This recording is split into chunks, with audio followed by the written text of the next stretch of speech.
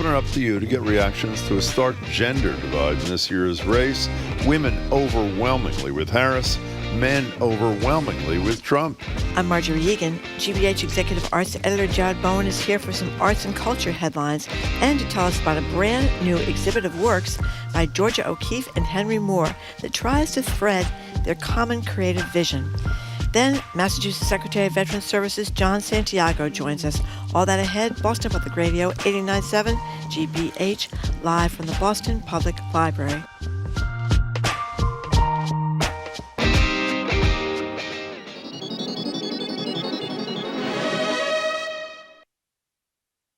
Live from NPR News in Washington, I'm Corva Coleman. Vice President Harris is distancing herself from a comment President Biden made yesterday, appearing to disparage supporters of former President Donald Trump. Biden sounded like he called Trump supporters garbage. The White House says Biden was pointing to a comedian at a Trump rally who called Puerto Rico a floating island of garbage. Trump has not apologized for the comedian's comment and says he doesn't know him. Trump's allies say Biden is in the wrong for his criticism. Harris had this comment this morning. I strongly disagree with any criticism of people based on who they vote for. Harris will campaign today in North Carolina, Pennsylvania, and Wisconsin. Meanwhile, Trump held a rally in Allentown, Pennsylvania last night. He again repeated his promise to carry out a mass deportation of people illegally in the U.S. He says he would do this on his first day in office if elected. NPR's Jasmine Garsd says Trump claims he would invoke the Alien Enemies Act law passed in 1798. Congress would need to allocate massive amounts of money to hire new agents, increase facilities, and Trump hasn't been specific about how he'd do that. And also, civil rights groups are prepared to challenge all this. I mean, consider the Alien Enemies Act. We are not at war with countries that migrants primarily come from. NPR's Jasmine Garsd reporting. Trump will campaign today in North Carolina and Wisconsin. The U.S. Supreme Court has sided with the state of Virginia and will allow state officials to purge some 1,600 registered voters from the rolls before Election Day. The state of Virginia claims these are people who are not citizens, but that evidence is unclear. Opponents say the purge violates federal law. But the Supreme Court said that while the case is being heard, Virginia can pull these registered voters, some of whom have already cast ballots, off the rolls. Israel's parliament has passed a law banning the U.S. from reopening its consulate in Jerusalem serving Palestinians. As NPR's Daniel Estrin reports from Tel Aviv, the passage of the law is connected to the upcoming U.S. presidential elections. In 2019, the Trump administration closed the U.S. consulate in Jerusalem in charge of relations with the Palestinian leadership, angering Palestinians. When President Biden entered office, his administration vowed to reopen the consulate, but has not yet done so amid Israeli opposition. Israeli leaders oppose Palestinian claims to establish a future capital in East Jerusalem. The Israeli law that passed on Tuesday forbids any country from opening such a consulate in Jerusalem. The lawmaker in Israel's governing coalition who sponsored the legislation said passing the law before U.S. elections would prevent a new president from reopening the consulate. The State Department had no immediate comment. Daniel Estrin, NPR News, Tel Aviv. On Wall Street, the Dow is higher. It's up by nearly 130 points. You're listening to NPR. Good morning. With the latest from the GBH Newsroom, I'm Henry Santoro. Drivers in Peabody and Salem are regularly failing to stop for school buses that have their stop signs deployed.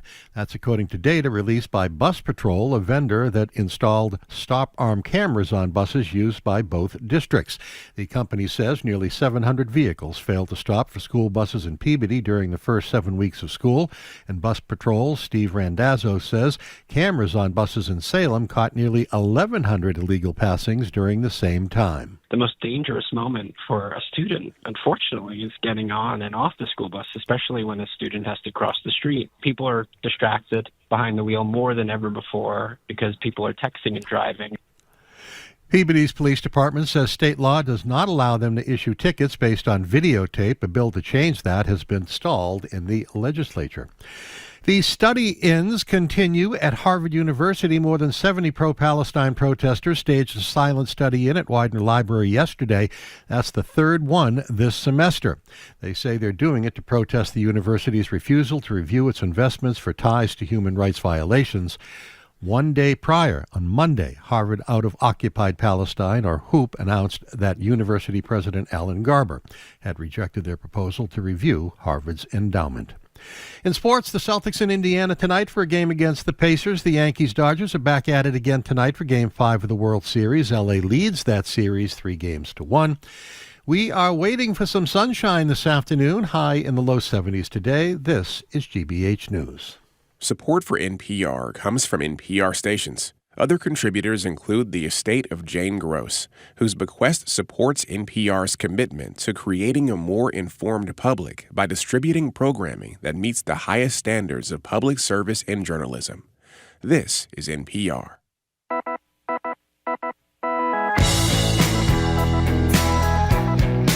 Eastern Browdy, I am Marjorie Egan. You're listening to Boston Public Radio 89.7 GBH. We are broadcasting live from the Boston Public Library, and we are streaming at youtube.com/GBH News. We're going to be back at the Boston Public Library on Friday, and James Carville is going to zoom in. You remember him. He was it's the economy stupid guy. Raging Cajun behind Bill Clinton's win way back in the 90s, and he was one of the first Democrats that stuck his neck out and said Biden should not be running again for president. Hello, Jim. Hello, Marjorie.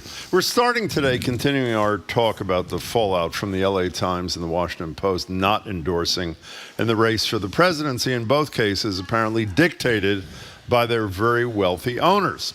We're joined at the library desk by Jim Dow. He's the editorial page editor of the Boston Globe, overseeing editorials, op-eds, letters, the ideas section, and before the Globe, he spent 30 years at the New York Times, 2 papers, the Globe and the Times, that this year have endorsed Kamala Harris for president. Jim Dow, it's great to see you. Thanks so much for being here. Yeah, thank you very, very much for coming in. So what do you make of this? As Jim just said, the Washington Post, owned by Jeff Bezos, decided sort of last minute not to endorse Kamala Harris, and so did the Los Angeles Times, another great newspaper, another one owned by a billionaire. What do you think of their decisions? Well, to not endorse is not a radical position. There's a lot of papers and news organizations that don't endorse. And I think you can make a completely valid argument for why it's a good reason to get out of the endorsement business. The problem was the timing. If they had done this a year ago, even 9 months ago, it would have looked like it was just, a pure policy decision. But when you do it 2 weeks out from the actual election, and at a time when it's not only extremely close, but the polls keep shifting, and some days Trump is up, sometimes Harris is up, and if anything, it looks a little bit like Trump is trending strongly in the polls. It sends an entirely different message. It sends the message is no longer we're getting out of this because we think it's biased or because it's not good for the news organization. It begins to look like you're getting out of it because you're afraid of offending somebody. And I think that neither owner understood that when they made this decision. And so that's why there's so much upset in their newsrooms. You don't think they understood that when they made that decision, the so-called anticipatory obedience, as the former Globe editor Brian McCrory used that line. It's commonly used now, but it was a great line in his column. Yeah, I actually, believe it or not, Bezos wrote an essay in his own paper this week, and he basically says he didn't quite expect this, and I think I'm willing to believe that. I think he maybe just doesn't understand the nature of our business quite well enough yet, even though he owns the place. I think he didn't understand that there'd be blowback. I don't think he understood the political sensitivities that go into a decision like this. And I don't think he probably understood that when you don't do an endorsement, when you don't send a message one way or another, you're still sending a message, right? You're still sending a message that who knows what the message is, but you're making people wonder why you didn't do it, and that's not what they wanted to do. You want to be clear about why you're doing it, and you want to do it well enough in advance so that it's clear that it's not influenced by the most recent poll. We're talking to Jim Dow, editorial page editor of the Boston Globe. You're the guy who has the same job as you at the Washington Post, David Shipley, said things like, he's quoted saying things like he wanted to create and safeguard an independent space for voters who don't want to be told whom to vote for, even though they're, quote, telling people who to vote for in some local races. Right. At the same time, he was loyal to the boss, I would argue disloyal to the readers. What should he have done? What should Shipley? What would you have done in a similar circumstance? Well, you're daring me to say I would have quit in protest. I'm daring you to say whatever the truth is. What would you have done? I don't know. I don't know what I would have done. I would have certainly, at least quietly, behind the scenes with the owner, protested the idea. I suspect Shipley did do that. And he's made endorsements in the past. I don't know why he would have decided that this was a bad year to make one.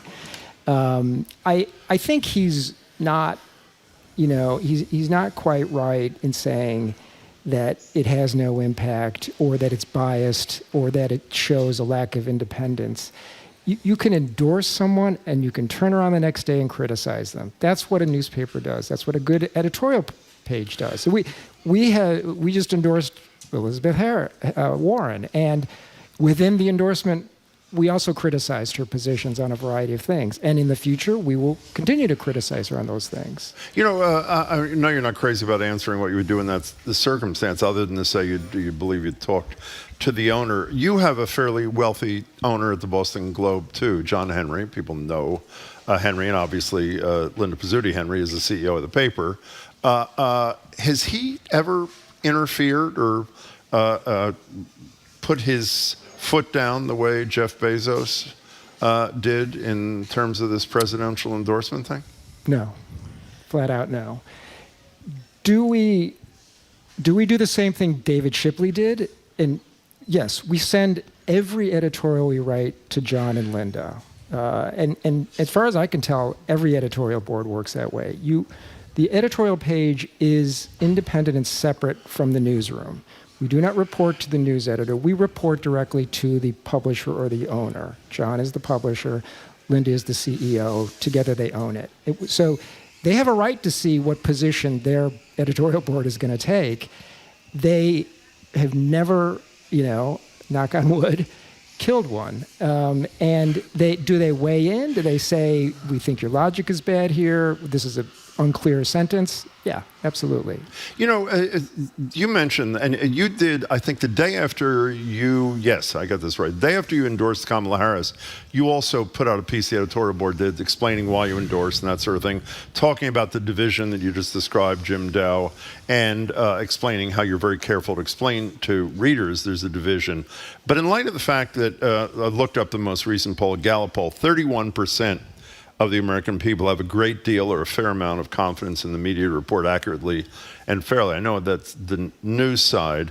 And in light of the fact that this is a pretty busy populace, the cynicism that I just described, how busy they are, in the grand scheme of things, might it not be better if newspapers didn't do endorsements? Look, I think that's a really fair and tough debate to have, right? But I don't think endorsements are the problem that Jeff Bezos says they are. Jeff Bezos wants to sort of say endorsements are a major reason why people have lost faith in newspapers. Well, I don't buy that. I worked at the New York Times 30 years ago. I was just telling somebody, I covered the country, the heart of the country. Wherever I went, people, when they heard I was from the New York Times, would like run away or tell me they wouldn't talk to me. And I guarantee you none of those people actually read the New York Times or read our endorsements. It was hard to find a newspaper in a lot of these towns, and we weren't digital at the time. I just think that there's a broader issue facing American journalism in terms of reaching the entire country, not just the most educated elite in college towns in places like Boston or New York or LA. And that's not because of endorsements or even opinion sections. That's just a big issue that we all face generally. And to me, endorsements and the opinion section in general is just one facet of a newspaper and an important facet in my life. We're talking to Jim Dow, editorial page editor of the Boston Globe. When I read these things about only 31% have a great deal of confidence in the media, it drives me absolutely insane because I spent most of my life in newspapers, and I know that in newspapers, if you make a mistake and it's a bad mistake, you can get sued and you have to make corrections. And you may know that the New York Times is a more liberal paper than certainly the Wall Street Journal, but that's different, as you pointed out, between what's on the editorial page, even though people may be confused about that, and it's in the news sections. And you think of what the New York Times has done, or the Boston Globe has done, or these newspapers in terms of their investigative reporting.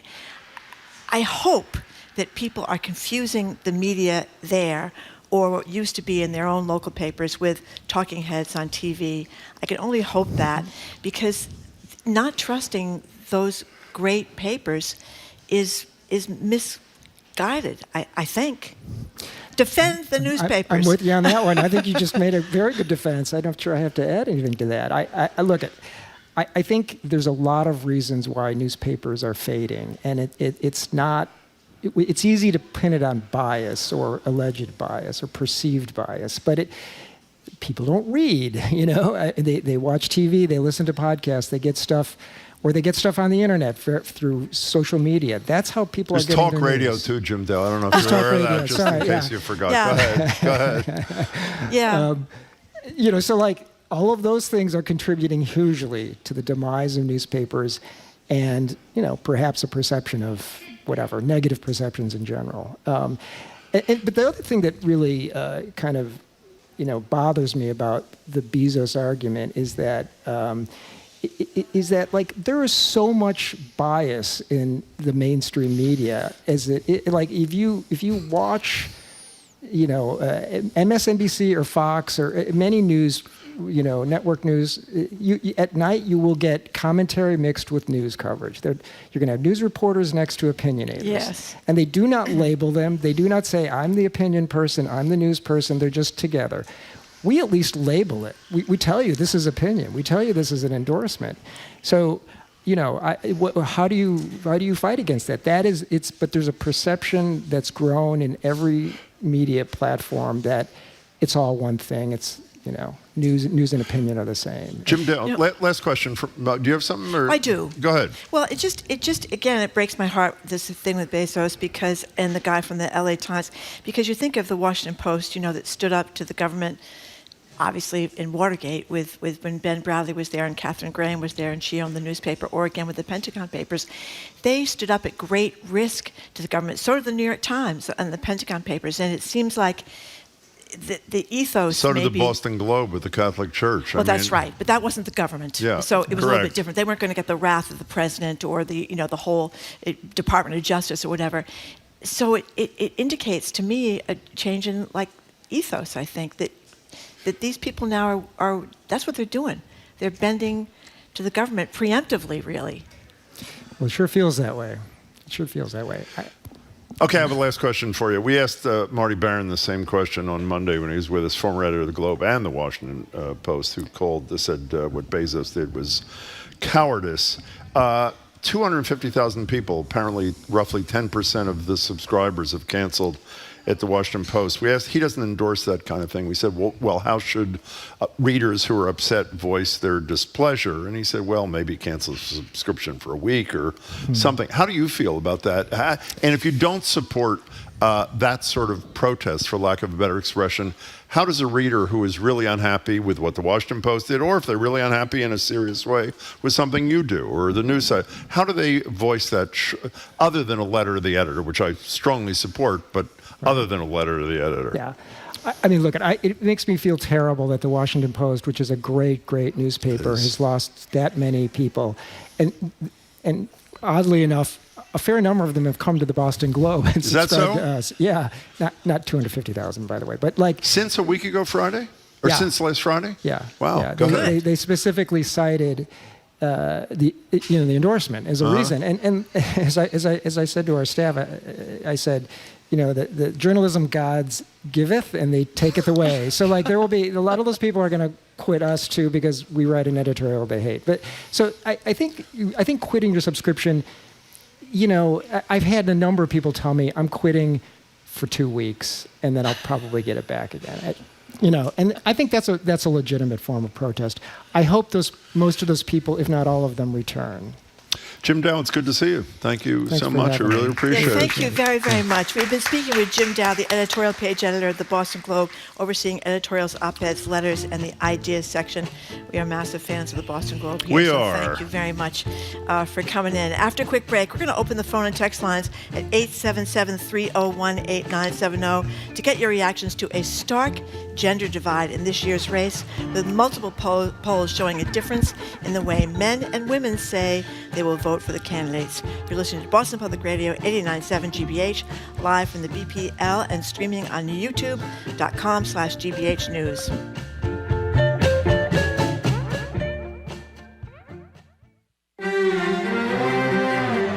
A new nation is emerging in the South Pacific. Bougainville has been vying for independence from Papua New Guinea for decades, and now the island's leaders have what they're calling a surefire plan. We are more than 200% sure that Bougainville will be independent. Determination on the road to sovereignty, that's next time on The World. This afternoon at 3, here on GBH News 89.7. Our programs are made possible thanks to you. And Cogita, committed to helping guide students and families to acceptance at their desired fit schools through holistic and humanistic approaches. More about their services and consultations at cogitaed.com. And Cherry Orchard Festival, presenting violinist Maxim Vengrov and pianist Polina Osetinskia on Wednesday, November 13th at Symphony Hall, performing works by Brahms, Franck, and Prokofiev. Tickets at bso.org/symphony-hall or the Symphony Hall box office.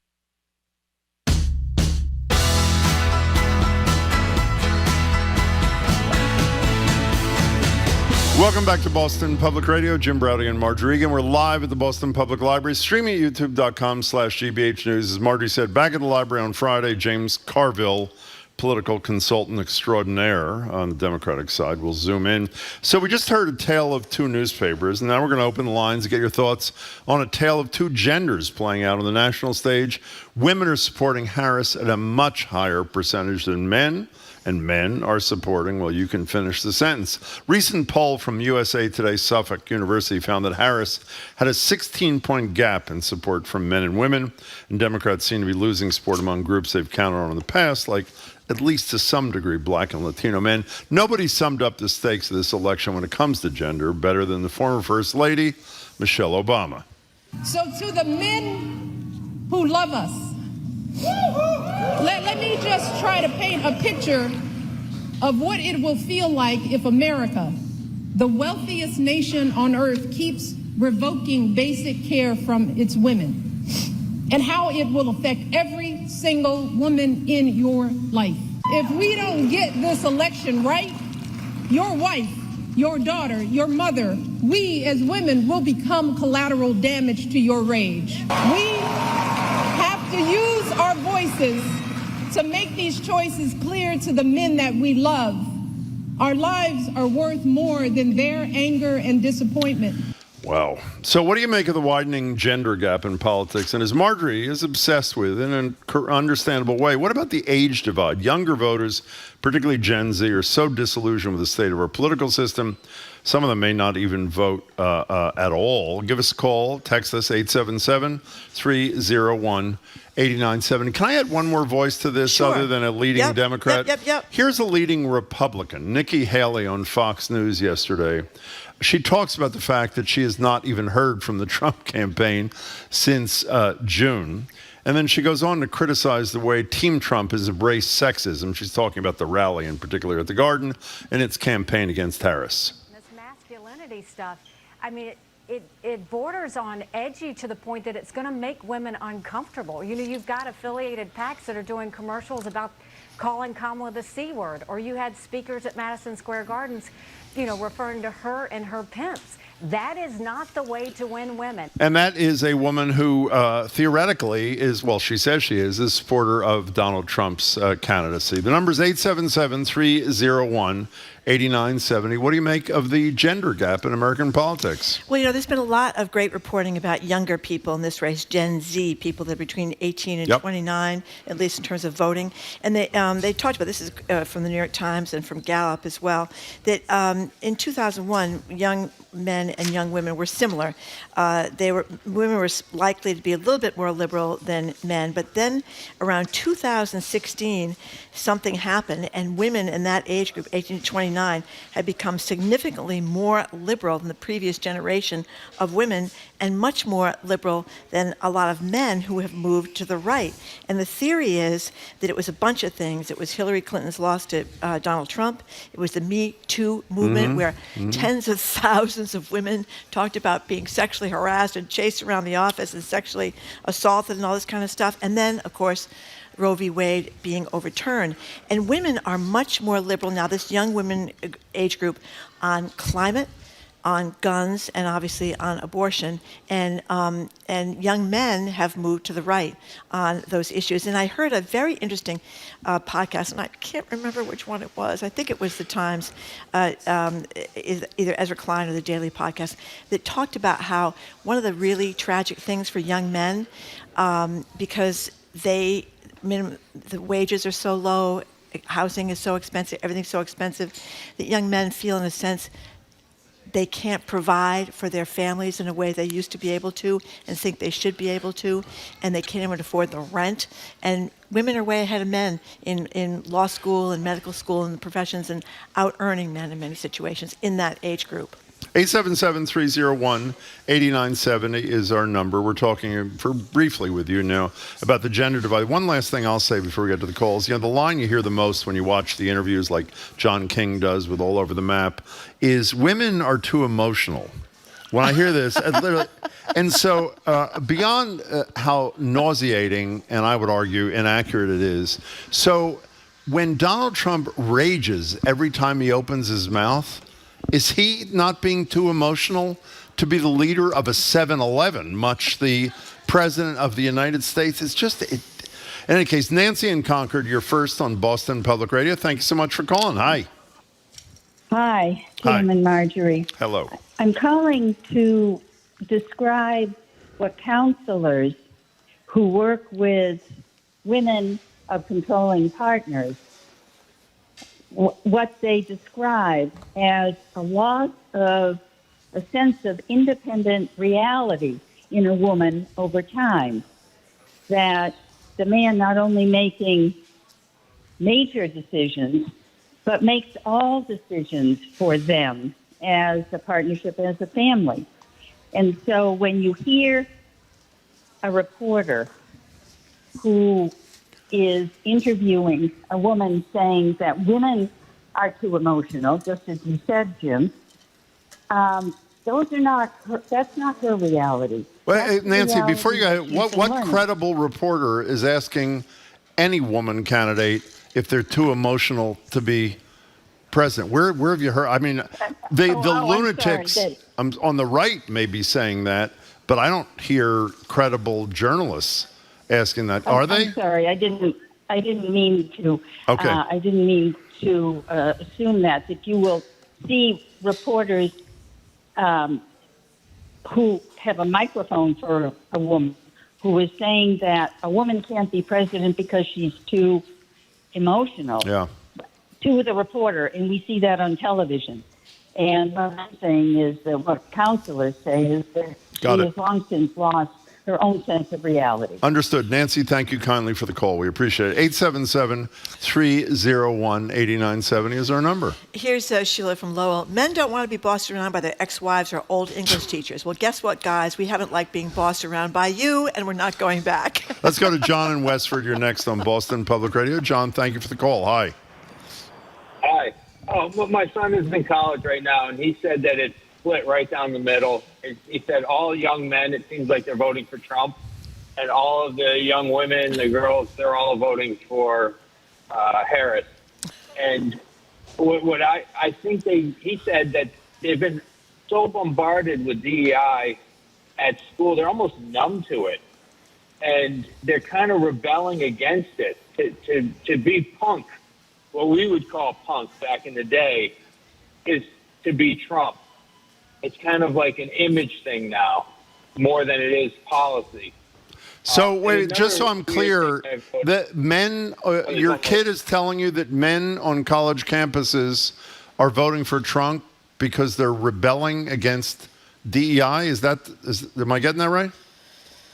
Kind of, yeah. Okay. They're rebelling against the current, you know what I mean? And it's just more punk. It's more edgy. And the other thing I've noticed, I work with a lot of elderly women, and I've actually heard from a few of them say they weren't ready for a female president. I've heard, by the way, John King has interviewed a lot of women who are saying that too. John, thank you for the call. By the way, you're talking about this thing about women being too emotional. Yeah. Our staff just I saw this too. This was great. This Elle Reeve, he's a reporter. She's a great reporter. We've had her She was on a couple of weeks ago, She does a lot yeah. of stuff about these, extremist groups. Extremist groups. Thank you very much. You're welcome. She was on CNN talking to this Barbara in Georgia, and she asked the Barbara about women being too emotional. And he changes his mind about it live on the air and says, well, my wife runs my house. We have a clip. We have the clip. Excuse me. That's the clip. Go ahead. Let's play the clip then. The idea that some men don't want to vote for a woman president. Do you think that's a factor? I hear that a lot. Yeah. What do they say? Women are too emotional to run the country. What do you think of that? What do I think of that? I'm married. You think I'm about to answer that?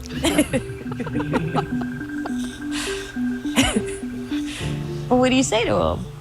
What do I say to them? Yeah, when they say that. I tell them the same thing I told you. I'm married, so, and my wife run my household, so, you know what?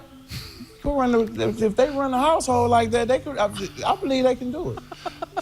I just thought about it. I believe a woman could run the presidency. Well, that's about the biggest flip in the shortest period of time, maybe in American political history. Her whole thing like she's fabulous. Yeah, she's a great reporter. She did like stuff from the Proud Boys and some of these scary. She's also somebody like John King on CNN who really can get almost anybody to open up even when they don't want to, which is a great reportorial, if that's a word, skill. 877-301-8970. We're talking about the yawning gender gap in American politics, particularly in this presidential race. You know, one of the things I didn't mention, that this difference between young men and young women, it doesn't seem to matter if they're college educated or not college educated, whether they're white or black or biracial or Latino, it doesn't seem to matter. It's all across the board. 877-301-8970. To what do you attribute this huge gender gap? I mean, to me, it seems so obvious. You know, the whole, look at that rally the other night in Madison Square Garden. Would you say that was male heavy? You know, he goes on. It was like Bro City. Joe Rogan, who is, you know, very popular with a lot of people. He's got millions of listeners, but particularly with young men. Trump goes on those groups. A lot of these influencers that he goes to are very sexist, misogynist people. So obviously they went out and recruited a bunch of sexist, misogynist people to be in that stage with him on Madison Square Garden. By the way, the president says he didn't know that comedian. Didn't know. You ever heard that before? Yeah. Anybody who gives him any trouble, never met him. Didn't hear his remarks. Ivanka said so-and-so, never met her. Who? Where are we going? I'm not clear here. Who's the next? And here's a texter that's pointing something out too. Trump won with white women in 2016 and 2020. So we'll see if white women, if they vote for him yet again. Can we get a little guidance out of Brighton here? Where are we going? Andrew in Nashua, New Hampshire, you're next on Boston Public Radio. Hey there. Hi. Hi. So one thing that I don't think is being talked enough about, and certainly not in strong enough language, is when people are on social media, without their even knowledge of it, they're being targeted based on an online profile such as gender and age, and they're being shown things simply to sell advertisements. Mm-hmm. And when you look at the gender divide in the election, you know, how many of these voters, just because of their gender, is being shown certain things on social media, not in the printed media or the mainstream media, that is influencing their decision-making that we might not know where it's coming from. It could be Russian disinformation, Chinese disinformation, Iranian disinformation. I think that's an excellent point. I'm embarrassed we didn't bring it up, and I'm really glad you did, Andrew. Thank you for calling very much. Well, you see all these little quick bits on TikTok, too, which you can look at for hours. Harris' side and Trump's side, and the Trump side is very macho. It's very macho. Can you explain something to me, though? And I think everybody, including Nikki Haley, who, again, on paper supports the candidacy of Donald Trump, in light of the fact that most male voters who support Trump are as locked in as a voter can get, what is the point of doing what they did? Forget the racism. on over the weekend at Madison Square Garden. Why just preach to the same choir that is totally committed to you, rather than doing what Harris is doing, which is trying to pull off a few people who are Republicans or Republican-leaning who just don't like Donald Trump? Well, I think what they're trying to do is they're trying to get low so-called no-propensity voters, people who don't usually vote, young men in great numbers to vote for Donald Trump. And they seem to be succeeding at that. And the question is whether that will prevail, whether white women who did, as the texter pointed out, and thank you for pointing that out, vote for Trump in both 2016 and both 2020, even though we knew, people always talk about Clinton, and his really kind of disgusting past. Almost all of which are credible, the accusations, yes, they I should absolutely say. are. But the difference is we didn't know about that before That's we correct. voted for him. That's correct. But people knew about Trump, and that, what are we up to, 26 women now? And of course... And one court finding. Yeah, and all those women are lying, of course, according to Donald Trump. The only person that's telling the truth is him. But anyway, women knew that, and they voted for him anyway. So that is what is kind of hard for me to understand. I think we're out of time. Are we out of time? No, we're not. But Margaret in Arlington. Hi, Margaret. Hi there. I'm a long-time listener. I've called a couple of times over the last 15 years. Nice to hear from you. Nice, great guys. Thanks. Both of you. What I wanted to say was it never occurred to me until the last few weeks that mail-in voting at home runs the risk of women being forced to vote a certain way in their household. They don't have the privacy of the voting booth. And I learned it also because I was making calls for Pat Ryan in New York State, and I called into 2 Democratic households, and the women answered, and one woman said to me, well, I'll decide when my husband comes home. We fill out that ballot together. This is a Democratic home. And then another woman I called, she said, oh, I will vote the way my community tells me to vote. Wow. And I happen to know that the area I was calling into was heavily Hasidim down in Ulster County. And I was just floored. I'm a long-time, Democratic activist with making calls. So, and then I had teenagers that I teach, and I had some teenagers tell me this, that, oh yeah, we all fill it out together at home. We were telling our grandma how to vote. Well, I have to say, I'm not as deeply troubled. The husband-wife thing you start with, this notion of a family sitting down, Margaret, with each other and sort of sorting the whole thing out before people decide. If the notion is we're all going to vote for the same person, that's the House rule, it's one thing. But I sort of like the notion of having that discussion with the people you care most about and hearing what they have to say. But Margaret, fine call, thank you. Remember what Liz Cheney said? What'd she say? She said that talking about women, your vote is private. You don't have to tell anybody who you vote for. And the implication was that she was worried about just that, maybe a husband influencing a wife. And that's why we've heard these stories about inside stalls in bathrooms, these little notices to women that you don't have to tell anybody who you vote for. Before we break, can I read what Zoe wrote to us, which I think is great? Yeah, and I have a couple of good texts. I was thinking about this yesterday. I went to vote early in Boston, long lines, pretty steady stream of people. Consistently, the people who work the polls and volunteer for elections are majority women. At my voting place, the entire operation was staffed with black women. To think that some men will have their ballot handed to them by a black woman volunteer and then willingly vote against their safety, as Michelle Obama said, it just disturbs me. Shay Moss and Ruby Freeman, the 2 election workers in Georgia, will stay with me forever. It's beautifully said. It's beautifully said. You are right. 2 quick texts. Mark from Newton. The men who say they support Trump, quote, just for his policies, unquote, remind me of the baby boom teenage boys who said they were reading Playboy magazine, quote, just for the articles, unquote. And then Matt from New Hampshire says, clearly men who aren't finding intimacy, that's not the way he puts it, fall for Trump traps. The rest of us are voting for Kamala Harris for president. So there you go. Thanks for your calls, texts, etc. Okay, we are moving on. We're going to talk with Jared Bowen. He is up next. He's going to tell us about this new movie called Conclave about selecting a I cannot wait to see this. Yeah, it's supposed to be really good.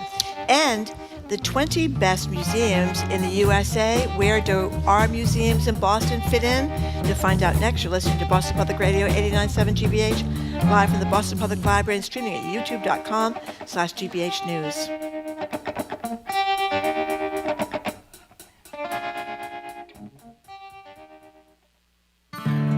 fall is a peak time of year for roadkill. We really didn't have that much time. It was like a split-second reaction. But why is that? Massachusetts is just one of those places that has a lot of habitat in the same space as a lot of roads. When cars start to take their toll, it can take a population into a decline that they will not recover from. I'm Sam Turkin. You can find the rest of that story online at gbhnews.org. Support for GBH comes from you. And the University of New England, offering undergraduate and graduate programs in Portland, Maine, on the ocean in Biddeford, Maine, in Morocco, and online. The University of New England, une.edu. And the Boston Philharmonic Youth Orchestra, with conductor Benjamin Zander, performing Verdi's La Forza del Destino, Dvorak's Ninth Symphony, and Stravinsky's The Rite of Spring at Symphony Hall, November 3rd. Tickets at bostonphil.org.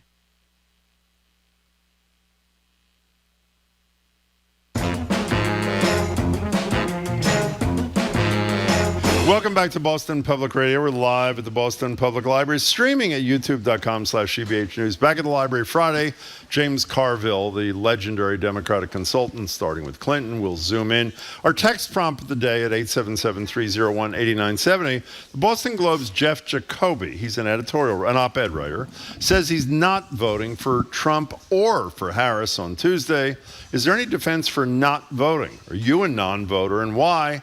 Text us your thoughts, and we'll read them. Marjorie will, a little bit before 1 o'clock. Joined now at the desk by GBH's executive arts editor, Jared Bowen, looking very good today. Host of The Culture Show, which airs right after us at 2 on 89.7 GBH. Hello, Jared. Hello. Okay, now... Yippee-ki-yay. Before we... Yeah, whippee-ki-yay is exactly right. Last time you were here a couple of days ago, you came in at the end of the show, and we were talking about Halloween, and we were guessing whether you dressed up, and you said you do like to dress up, and here's a little bit of our discussion. What was the last thing you dressed up as? A cowboy. Because I had chaps. Marjorie, do you want me to wear chaps? Actually, Yes, by the way... I do. Oh, so Marjorie said, yes, I do. Oh, and lo and behold... I tell you. What exactly are you wearing? They're very, very attractive, I should say. What are you wearing, He's an American Jared? cowboy. So we've talked about this before. I grew up riding. I go to Montana every summer, where I ride every summer. And in Montana, it's good to have chaps, because actually I was remembering last summer a horse bit me, and it bit me right up by my knee. There you go. If you have chaps, they protect you. So this is why I have... Now, Jared. Wait a second. My Could you stand back chaps. about another inch just so the camera They can see him. grab They see this? him. Yep. Look at now, that. can I ask you something? You should unbutton your shirt with the horses on there. He's got horses under his shirt. Why? Look at the shirt. Look at the shirt. Oh, my God. Okay. Oh, my God. I'm sweating profusely here. What is this? I just went to the Orville Peck show, so this Look at the shirt. Yeah, Stampede, Orville Peck. Yeah. Jared, you look gorgeous. Can you face me for a second, please? A lot of people want Hold this. on. Open the shirt. Open the shirt. We can do this after. Look at the laces in the back. Oh, my God. Jim, Can you turn around for the people? Laces in the back. Now, oh my I don't know how God. long we should go with this, but I want to stay with this. No, just for a minute here. Why is there a cutout space in the front and the back of chaps? I mean, what is that about exactly? Well, because you have to be sitting in the saddle. So You do. Your saddle, because this keeps you so that there's no chafing or anything when you're riding. No riding. chafing. So when you're riding in jeans, you want to be able to sit in the saddle. Of course you do.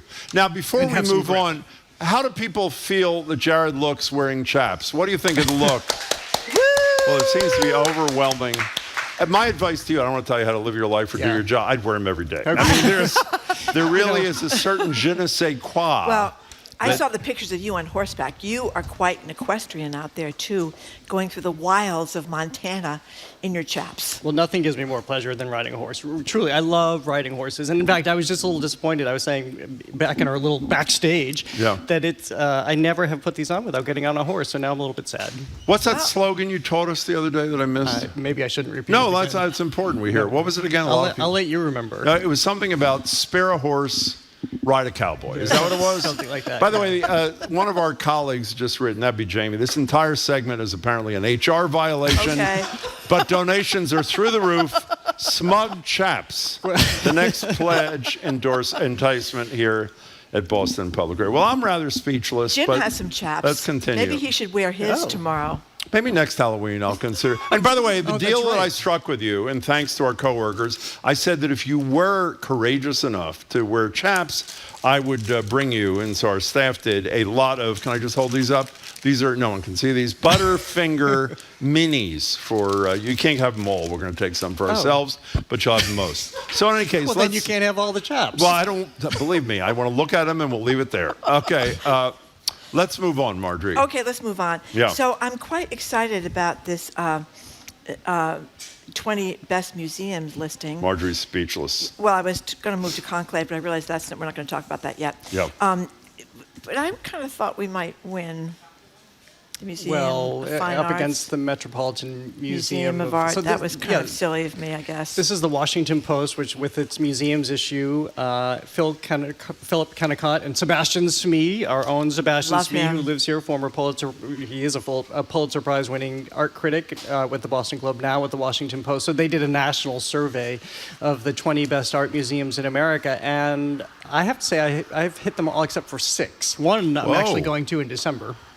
Crystal Bridges, but they have a wide array and for all different reasons too. But yeah, the Museum of Fine Arts, we hit number 5. Behind the Philadelphia Museum of Art. Well, that's a pretty extra. All of the museums here are really, really extraordinary, and for different ways too. Whether it's the exhibitions, or it's their permanent collection, or it's the way they're looking at society today, or in some cases too, their new additions and expansions, and how that has evolved their museums. Yeah. By the way, and number 1, did you say this? The Metropolitan Museum of Art in New York City, which is, I don't know much about museums, but I know enough to know how spectacular that is. Well, you know what's amazing about that MoMA? We call it MoMA, right? Yep. Isn't that what they call it?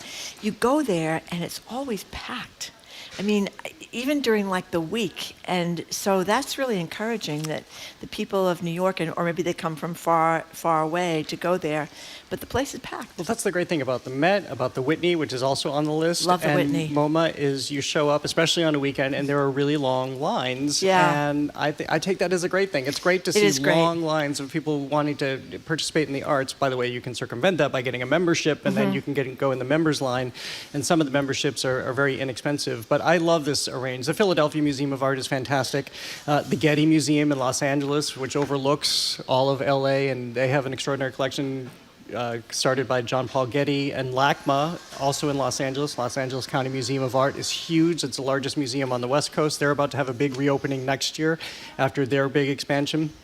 So it was nice to be reminded of our national treasures. By the way, MoMA's Museum of Modern Art, is it not? Correct. Not the Metropolitan Museum of Art. What's the one? Metropolitan Museum of Art is number 1 in New York City. Yeah, what do they call it? What do they? Is there a nickname for the They call Metropolitan it Museum the of Art? Met. The Met. Yes. Okay, MoMA is the other one. This is the Met. Yeah. They're both jammed. They're both jammed. So is the Whitney too. There are always great lines for the Whitney. Speaking of museums, I bet you, unfortunately, a lot of our listeners may not be familiar with the Clark.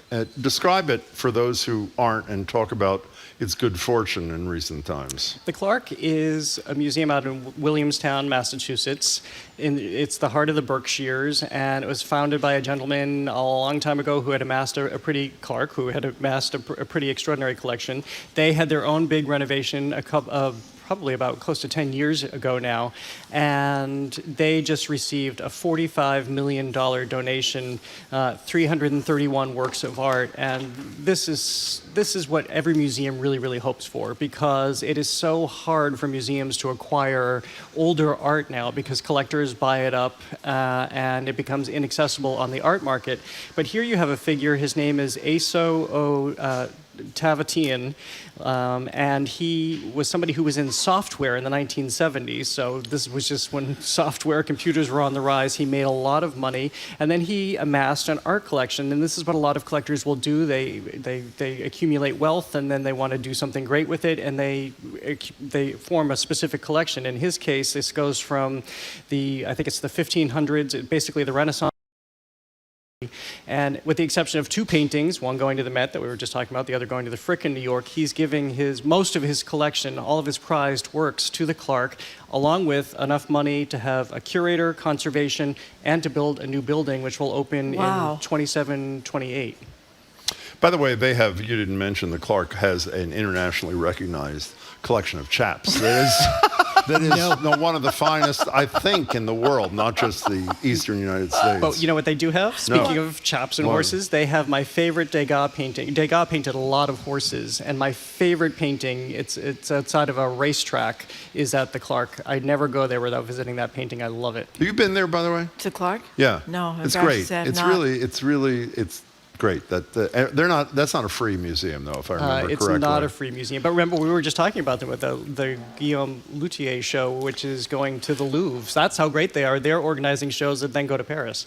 Yeah, it's Williamstown. Yeah. So there is a lot of news about the Catholic Church, and once the election's over, we're hoping to have Mitchell Garabedian, who's dedicated his life essentially to representing survivors of abuse in the Catholic Church and violence.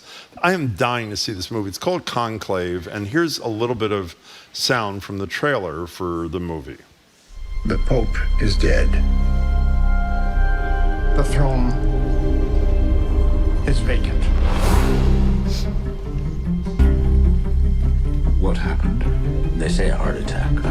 You know how rumor spreads, and 1.25 billion souls watching. Well done, Lawrence. It seems the responsibility for the conclave falls upon you. They are sequestered, and they must be shielded from all news that may influence their judgment. You understand? No sane man would want the papacy.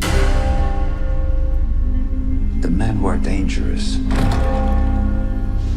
are the ones who do want it. You know, we discussed with you last week clips that are good and really tell a story, and those are that was brilliant. Yeah. That was brilliant. How's the movie? I'm sorry. It's a very, very good movie. This is getting a lot of acclaim. This is getting a lot of Oscar buzz, too. It's based on the 2016 novel by Robert Harris, and it takes us into the conclave, which we know much about. There's a lot of, this is made for theater anyway, between all of the costumes of the Catholic Church, all the theatrics of the Catholic Church. When they don't have they take a vote, they don't have a new pope, of course, we see the black smoke. When they do have a new pope, we see the white smoke. So this takes us into this intrigue, which kind of parallels what's happening right now in terms of our political divide, because you have Ralph Fiennes, who is playing the dean of the conclave, and in a hulking way, he's working his way into the Vatican because the Pope has died suddenly and somewhat mysteriously. And so he must oversee the collection of cardinals who have come to vote on a new Pope. And there are factions. There's a conservative faction. There's a liberal faction. The liberal faction is led by Stanley Tucci. John Lithgow, whose voice you just heard, he's a somewhat nefarious cardinal. Love or John is he? Isabella Rossellini is a nun who's watching all of this unfold. We know the place of women in the church, so she can only kind of stand back and watch all of it unfold. No kidding. And so we see this move forward for the election of the Pope and a very mysterious new arrival to the conclave. Yeah, you wouldn't think this would be such an exciting movie, but everything I've read is just great. Well, because especially what's leaked out over the last 10 or 15 years, I think, in terms of the finances of the church and the machinations and the duplicity and the power grabs that happen and the exploitation of power that's happened. This is all manifested in this novel, and it makes it really interesting. And again, you think great costumes and great theatrics, and it all unfolds in the Sistine Chapel. Well, you know, a lot of people used to joke that, you know, Francis, who was much more liberal than the usual popes, even though he's got a long way to go, that people joking about how he needed food tasters in the Vatican because he was surrounded by people who maybe didn't like his positions and were trying to hurry his exit. Well, he does have a long way to go, but he doesn't have a long way to go, which is the problem. But what I read about this is, I think, an interview with the director, I hope I get this right, that while no one has ever been able to film in the Vatican itself, that the Vatican was cooperative with a film that has this sort of angle. Is that true? I don't mean cooperative but we're not objectors, let's put it that way, and seem to be fine with this. Have you not heard that? I hadn't heard that, and that's really interesting given something we just talked about on the Culture Show yesterday when we were having the executive producers of the new Aaron Hernandez series that's on FX Hulu. They had to go to a stadium to shoot the football scenes. They had to go to a stadium in Orlando, Florida that was built just to entice teams. It has no affiliation with the NFL because no stadium in this country that was either a professional sports team or collegiate level that is affiliated with the NFL pipeline would allow them to shoot there. Really? That's how much hold and control they have. So that's really interesting if the church is okay with it, but the NFL wouldn't be in its respective circumstance. They did say in one of these reviews that they had to do an AI version of the Sistine Chapel because they weren't going to allow them to be in the Sistine Chapel carrying on in their dresses. I see Juliette Kayyem over there, and she hasn't worn her chaps today. My God, I didn't know. Well, we have a lot of questions about your chaps. Lynn is watching on YouTube and says, "Spicy Jared, hubba hubba hubba." Do people know what a spicy Jared is other than you? I think so. The sandwich. The sandwich is on cafe, which is aptly named. Can we try to get one more thing in while you're here, since we did spend a decent amount of time on chaps, which we're going to do every time you're here from here on out. Did you see the buckle, by the way? We did see it. We saw the buckle. Yes, thank you, though. What is the buckle? It's a bull. It's a bull. That's great. That's right. Okay. Okay. Propane. What's what? Propane? Thank you. At the Speakeasy Stage Company. What's the deal with that? This is it's a funny but also incredibly moving piece. It's a relatively new play that's on at Speakeasy Stage Company through November 16th. And Prudence, or Propane, is the lead character. She's played by Karen McDonald, who is exceptional. Karen McDonald's a long-time actor in this town, and she is so gifted, and we see that even more so in this piece. Because this is set in 1988. She's playing sort of a cross between Dorothy Parker and Susan Sontag, a public intellectual who's winning lots of literary prizes, who has a very, very sharp tongue and no filter. She goes to an event in New York, she's winning an award, and she calls out Norman Mailer in very derogatory terms because he's in the audience. And so there's a lot of buzz and acclaim around her, but as she's accepting this award, we see her start to reflect on memory. As she says, she's remembering how to remember because she's beginning a descent into dementia. And from what I've read, this is something that Karen McDonald has seen up close in her own family. I think that anybody who has seen this in their own family, I know I have, her portrayal of somebody in that descent is extraordinary, almost chilling and stunning in how much and how able she is to capture this. So as she is declining, her son has moved her into a memory facility. She strikes up a romance with somebody else, another man who's in this facility. He's played by Gordon Clapp, by the way, the Emmy-winning actor from NYPD Blue. And it's just really, really beautiful how they find this love in this moment. It's really beautiful how her son is there to support her, just as his son is there to support him. They have sort of their own sideline about coming together in the midst of this tragedy. But it is a really, I thought, fantastic piece and very cleverly written, as you would have to be if your main character is somebody like Dorothy Parker. And November 16th it is there till, is that correct? That is true. November 16th. Yep. So should we end where we began? With I mean, chaps? this is a rather incredible moment in our show. We've been on the air a long time. Have we ever had anybody wear chaps onto our show live, Marjorie, that you're aware of? 25 years? This is the first, Jim. We hope it's the first of, that could develop a trend. Anything else you want to say about this thing? Well, we didn't think you'd do it. I have to be honest. Really? No, we did not think Why not? you'd do it.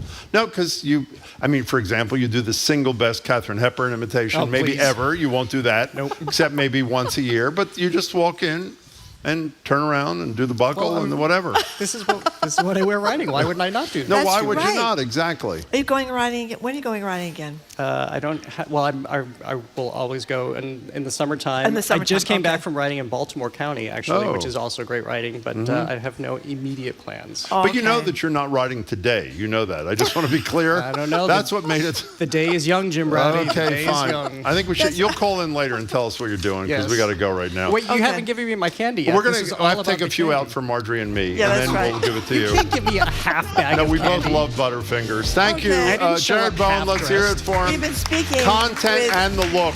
the handsome Looks Jared fabulous, Bowen, who by looks the way, very he does. handsome today in his chaps. Really. He is also GBH Executive Arts Editor, host of The Culture What is Show, going on? which airs right after 2 o'clock today here on 89.7. Thank you very much, Jared. Coming up after the new news, Trump and his networks have been planning for the worst this election cycle. We're going to talk about, with national security expert, about Stop the Steal efforts. It's not over yet. More smart conversation about community issues is up ahead with Jim Brady and Marjorie Egan on Boston Public Radio.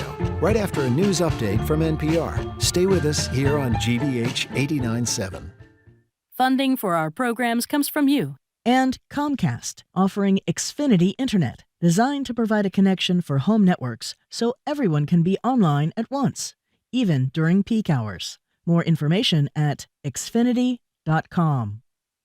Life's no fun without a good scare, so watch these spooky programs if you dare. Catch Nature, Dracula's Hidden Kingdom at 8, and Secrets of the Dead, Field of Vampires at 10, tonight on GBH2. I'm Stephanie Leyden, Director of Special Projects at GBH News, and this is 89.7 WGBH, HD1 Boston, online at gbhnews.org. GBH News with NPR. What matters to you? I'm Jim Browdy, ahead on Hour 2 of Boston Public Radio, live from the Boston Public Library. We start things off with Harvard national security expert Juliette Kayyem on the very real imminent day at 877-301-8970. The Globe's Jeff Jacoby says he's not voting for Trump or Harris next Tuesday. Is there any defense for not voting? Are you a non-voter, and why? Text us your thoughts next on Boston Public Radio 89.7 GBH.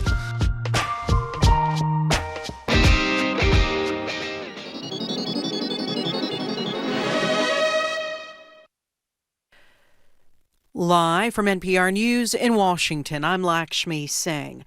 More than 53 million as of this morning. That's the number of early votes cast less than a week before Election Day, according to the University of Florida's Election Lab. Both campaigns have been receiving backlash over the most recent damaging rhetoric that could cost votes. Former President Trump's pursuit of Latino votes is overshadowed by outcry over crude and racist remarks at his New York rally, including a comedian's joke that Puerto Rico was a floating island of garbage. Last night, Trump told Fox News Channel's Sean Hannity, quote, "I can't imagine it's a big deal." Then there is President Biden's outraged response to that joke, which backfired when he seemed to level an insult against Trump supporters. He later clarified that was not the intention. And today at Joint Base Andrews, a Democratic nominee, Vice President Harris, also reacted. I strongly disagree with any criticism of people based on who they vote for. Labor unions are blanketing swing states, deploying canvassers to knock on millions of doors. NPR's Andrea Hsu reports some unions say it's working. Labor unions have poured far more resources into this presidential election than in years past in a bid to get Kamala Harris elected. While the first phase was all about persuasion, Danny Bowder, president of the Philadelphia Council, AFL-CIO, says now it's a turnout operation. We're doing everything that we can to make sure that union members turn out and vote. The United Auto Workers Union says its outreach campaign appears to be working. It notes that in polling, Harris had a 29-point lead among its members who said they'd heard from the UAW about the election. Among those who said they were not contacted, Harris's lead was considerably smaller. Andrea Hsu, NPR News. The Israeli military is warning that it plans to bomb a Lebanese city. NPR's Jana Raff has details. The Israeli military is warning residents of Baalbek and surrounding villages to evacuate immediately, saying it was targeting the militant group Hezbollah. The military notice on social media sparked panic among residents who flooded highways out of the city, even though many have nowhere to go. The map issued with the warning encompassed the entire city of Baalbek in Lebanon's Bekaa Valley. Baalbek is the location of an important Shia religious site, the Sayyid Khawala Shrine. The ancient city, including 2,000-year-old Roman temples, is listed as a UN World Heritage Site. More than 1 million people have been displaced since Israel escalated its attacks in Lebanon in September. Jana Raff, NPR News, Beirut. The U.S. economy is still on solid footing. In the last quarter, it expanded at an annual rate of 2.8%, short of the 3% growth rate from the previous quarter. The Dow is up more than 200 points. It's NPR News. Good afternoon. With the latest from the GBH Newsroom, I'm Henry Santoro. Polls have shown that a majority of Massachusetts voters plan to cast their ballots for Kamala Harris in next week's election. But many of the area's college students come from swing states that could go for Harris or Donald Trump. Harvard undergrad Liz Benecki is from Georgia. She recently flew home to vote early. Every vote, even though people don't think it matters, every vote literally matters because it can come down to just a couple of thousand like it did last time. In 2020, President Biden won Georgia by just under 12,000 votes. Northeastern student Rachel Hogan is from Pennsylvania. She mailed in her absentee ballot. I think it's been a really unique experience to live in a blue state like Massachusetts. There are several people that I've met that maybe aren't going to vote because they're from a consistently blue state, whereas I had the opportunity to influence the election with my vote. Massachusetts college students who come from other states have the option of voting by mail or going home to vote in person.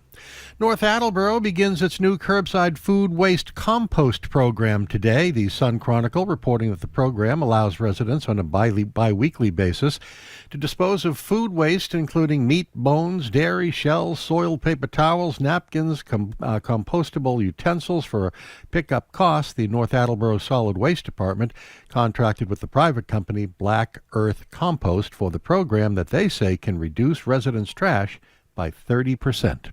65 degrees in Boston. This is GBH News. Support for NPR comes from NPR stations. Other contributors include Made in Cookware. Made in Cookware is crafted by chefs for chefs and designed for restaurants and home kitchens around the world. Their cookware can be found at madeincookware.com. This is NPR.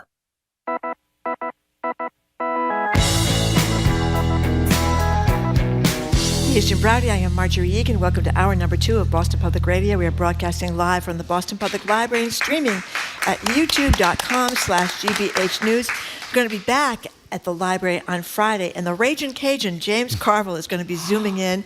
Yeah, he just had a 2-hour documentary about him on CNN. He's the guy that was the one of the big pushes behind the Bill Clinton wins back in the 90s, the guy that said, it's the economy, stupid, and one of the first Democrats to be brave enough to say that Joe Biden should not run again because the voters of America are concerned about his age. I want to mention our text prompt of the day at 877-301-8970. The Boston Globe's Jeff Jacoby said he is not voting for Trump or Harris on Tuesday. And we're asking you, is there any defense for not voting? If you are a non-voter, why? Text us your thoughts and we'll read them before the 1 o'clock news. Hello again, Jim. That puts me right over the That's damn right over the edge, by the okay. way. And by the way, Profile and journalists who courage. say, I can't vote because it'll indicate bias, even though no one has any idea how they're voting, as if they don't have opinions. In any case, we're joined now live at the library by Juliette Kayyem. Get over it, Jim. She's former Assistant Secretary for Homeland Security under Barack Obama, faculty chair of the Homeland Security Program at the Kennedy School at Harvard. Hello, Juliette Kayyem. Hello, Juliette Kayyem. So, Juliette, Good to be back. We want to start with a little clip. People may know that Vice President Harris gave her speech to voters Yes. last night at the Ellipse, which is the same place Donald Trump stood on January 6th, urging people to walk to the Capitol. So here's a clip from that speech. You can hear a rogue siren in the background. I think it was We know who Donald Trump is. He is the person who stood at this very spot nearly 4 years ago and sent an armed mob to the United States Capitol to overturn the will of the people in a free and fair election. So that was a little bit of it. Yeah. What did you think of her speech in general? I thought it was terrific. I mean, also, I don't think that was. I think that was protesters. I think that the pro Palestinian protesters. My understanding is that, and it was I was like, this is really bad. But then they shut it up somehow. I thought it was terrific. I mean, it had a rhythm that it took me a while to figure out, but it basically was, here's who he is. Then she said, here's who I am. I mean, it was a little bit like the convention speech. Like, I guess some of you still don't know who I am. And then I thought the last 10 minutes were fantastic and sort of here's who we are. Yeah. Right. And this idea of exhaustion and just so tired of everything that's going on, I think resonates. And so I thought it was a strong end. None of this, I mean, I don't want to say none of it matters at this stage. I think it might. It's the ground game now. It is. I mean, millions of Americans have already voted. And those probably know who they are. And it's going to be, can you get some of these undecideds who claim that they're undecided, but I don't know. But can you get your voters out? And on the ground game, I'd rather be us. I'd rather be a Democrat than a Republican at this stage. By the way, Marjorie, the first thing she said to me, we're talking about before the show, they've branded this, the media has, maybe because the candidates are, it's ridiculous, the closing argument, even though 7 days to go. Marjorie said to me, there's that closing argument from Harris, and Trump's closing argument the other day was, I am not a Nazi. Yeah. That's not exactly. Bite me, I think is his closing argument. The only thing that I was a little disappointed in, but it was better than it's been before, because I agree with you, it was a pretty great speech, pretty great setting, huge crowd, is she once again attempted to deal with a real problem for her. Chuck Todd thinks if she loses, he's told us, it's because of she hasn't separated herself enough from Joe Biden. I know it's hard. She attempted to do it again last night by saying, well, of course I won't, I'm paraphrasing, it won't be a continuation of 4 years of Joe Biden, not criticizing him or separating herself, but saying because the challenges are different. And so that's happening. And then talk about raining on somebody's parade and why she is not. I have great respect for Joe Biden and what he's done. However, it's clear that the Harris campaign is right to not have him involved in the campaign. Here's Biden on a video, I think it was on a Zoom thing, responding to the incredibly racist remarks about Puerto Ricans made at that Trump rally at Madison Square Garden. Here's Biden. They're good, decent, honorable people. The only garbage I see floating out there is his supporters. Now, he later attempted to clarify this. His team did by saying, I was talking about the supporters who spoke. Having said this, it became the deplorables of Hillary Clinton redux, which is a real problem with 6 days to go. It is, except it's not the deplorables because we learned from last time. So one is that, mock the press. I mean, this is, we are 6 days from an election that is going to decide the fate of our free press, and they are focused on an apostrophe, whether he meant apostrophe. So I'm not defending Biden. By the way, I saw it exactly what the Trump people are saying. Is what you heard. Is exactly what I heard when honestly, I heard it. I mean, the pushback is strong. The shaming of the political media is hilarious, and I think this goes away by tonight. I do. I think that this is how you do it. You don't let this stuff simmer. She owned it. Yeah, I don't agree with him. I don't think he said what he said. Yeah, I don't agree with him, and you just pretend like it didn't happen. Now, I'd like to speak about the politics. It is shameful. I mean, I'm thinking about Politico right now. You're talking about the Garden? No. I'm sorry. Well, we'll get to the Garden in a second. I just read something, 21 paragraphs in Politico today about an apostrophe, about what Biden said. He is not the candidate. I didn't read it. Not a single thing that the Speaker of the House has said they're going to repeal Obamacare. They can't keep it together, right? They got one more week. You could keep all your dastardly deeds quiet for one more week. He has now said that. We are not being served by a media that keeps wanting us to like them better than they deserve at this stage. This is just shameful. Well, we could get to Madison Square Garden. Well, I don't even know if we need to get it. I think there's unanimity, except actually we should, here's Donald Trump describing the rally. The issue in the media is he himself going to apologize for this comedian, this alleged comedian's thing? And of course, his position is, I don't even know who the guy is because he doesn't know anybody who does anything that hurts him. Here he is describing this rally at Madison Square Garden as a, quote, absolute love fest. Here he is. 100%. I don't think anybody has ever seen anything like what happened the other night at Madison Square Garden. The love in that room. Politicians that have been doing this for a long time, 30 and 40 years, said there's never been an event so beautiful. It was like a love fest, an absolute love fest. I don't even know what to say. I don't even know, except that Michael Kirk from Frontline, in the brilliant The Choice documentary in 2016 and again now, who explained as beautifully as anybody how this is all from Roy Cohn. And we all know Roy Cohn. It was Trump's lawyer. He was the chief counsel to the McCarthy Committee. Really good movie, too. And The Apprentice. This whole notion about you never admit that anything is wrong. You never admit that you lost. And a love fest, I felt the love. Racism, misogyny, more racism, anti-Semitic comments. I mean, it's just unbelievable. And what about Giuliani's Palestinians? All Palestinians are raised at the age of 2 years old to kill Americans. Every single one. Giuliani said this? That's why you're starting to see the shift. So part of it is just the post MSG, what's going on. I mean, obviously the Puerto Rican issue, but, I just want to focus on the Arab and Muslim vote, which has been very hard for the Democrats to recapture because of the lack of interest in what's happening to the Palestinians for at least part of the last year since the terror attacks by Hamas against Israel. And that is now starting to shift, that you saw starting on Monday, Monday after, you're now starting to see the Arab and Muslim groups now start to come into their traditional line, which is Michigan. Now, let's just put everything in perspective. Michigan is only, there's so much focus on them, 2% Arab and Muslim. If you ask someone on the street, just given the media coverage, it's 80%. It's not.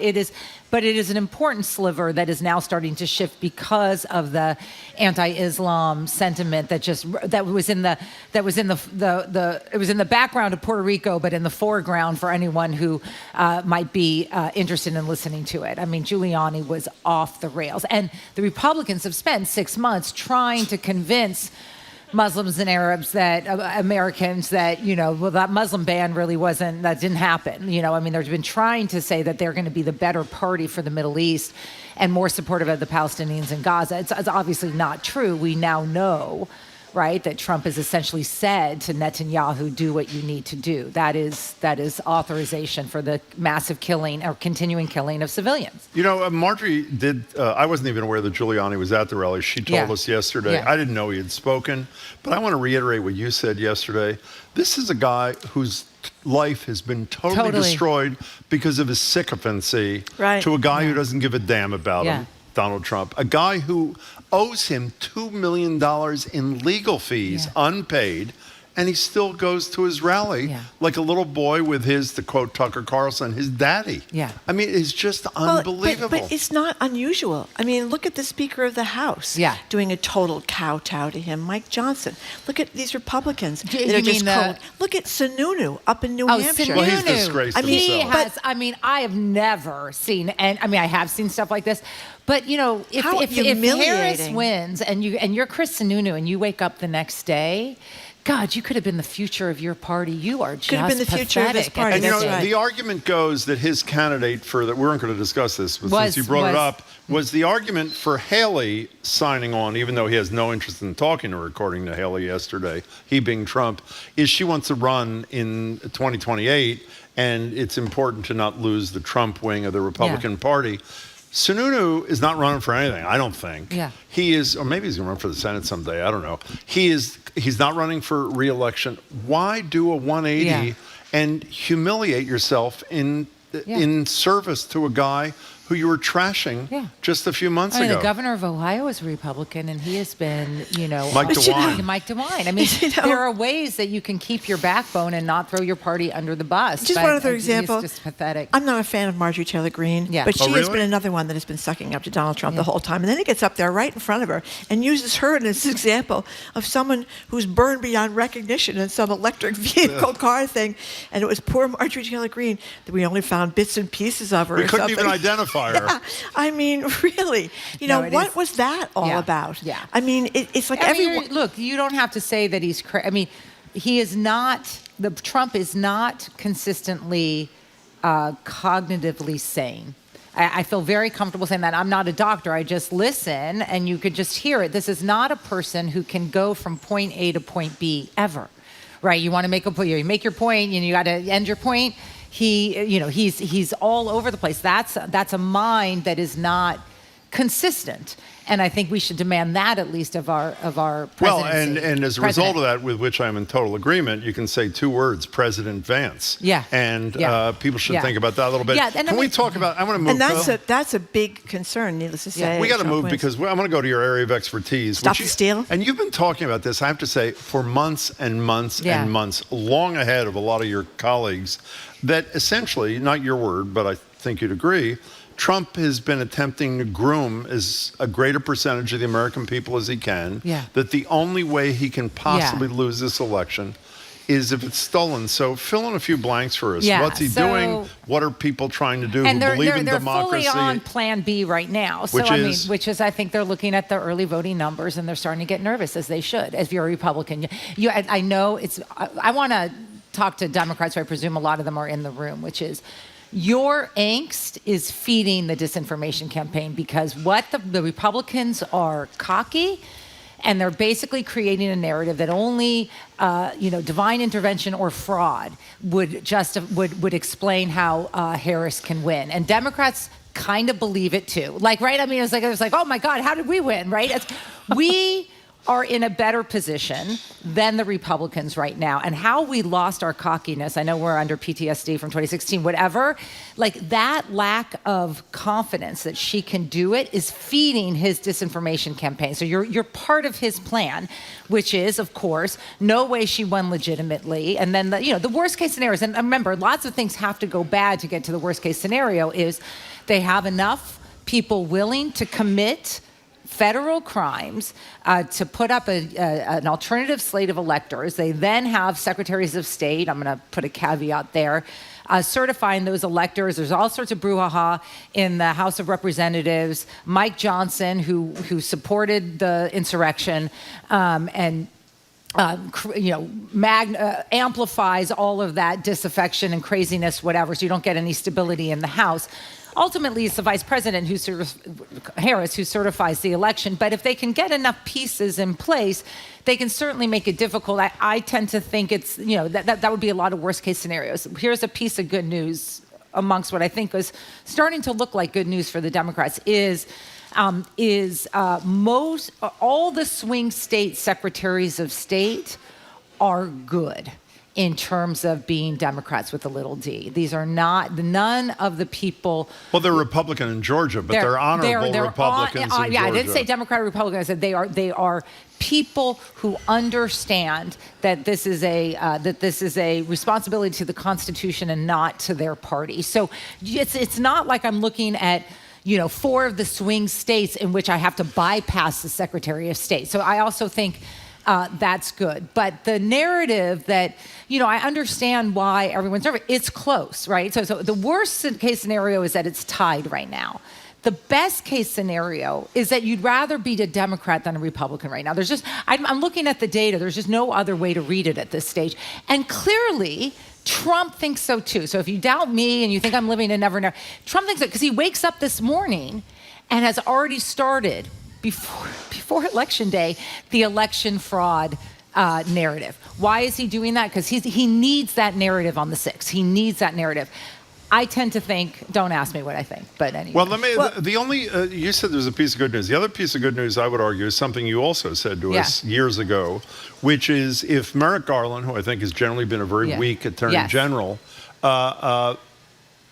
with great passion prosecutes 1,000 plus people from January 6th, it's going to discourage the next January 6th. And they already have 2 major fraud indictments already for this election. An Indiana guy, a Republican, and I think the woman is in Georgia. And then I have spent the last couple of weeks working, and I don't want to say I'm working for a campaign, I'm working for a democracy, which is getting them ready for the safety, security, and disinformation ploys that are going to go on Tuesday, including bomb threats, right? I mean, how do you just... Well, what kind of violence, assuming that you're right, that at least in terms of a national violent presence, I can't believe I'm discussing this dispassionately, in Washington, are people like you saying we shouldn't have to worry about violence, or it just won't be centralized? It won't be centralized, but just get ready, right? Which is going to be, obviously you have to protect the safety and security of the people who are out on getting the vote. But on the other hand, you got to get out the vote, right? And all it takes is some guy on a phone call saying there's 10 bombs, and then, you're...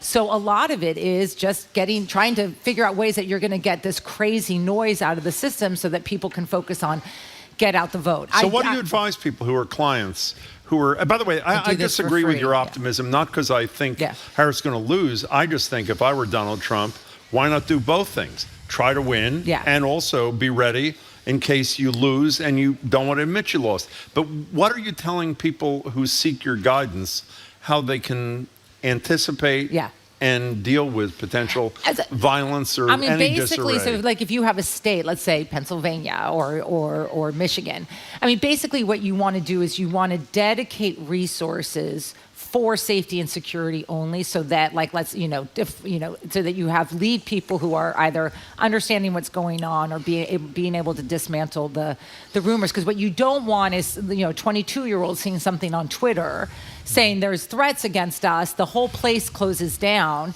and you've lost 4 hours on get out the vote. The main priority is, mission critical priority is get out the vote. So that means if there's a bomb threat, what is your plan B to move all your tables, all your computers, all your phones, get out onto the street, get out to the coffee store, and keep going.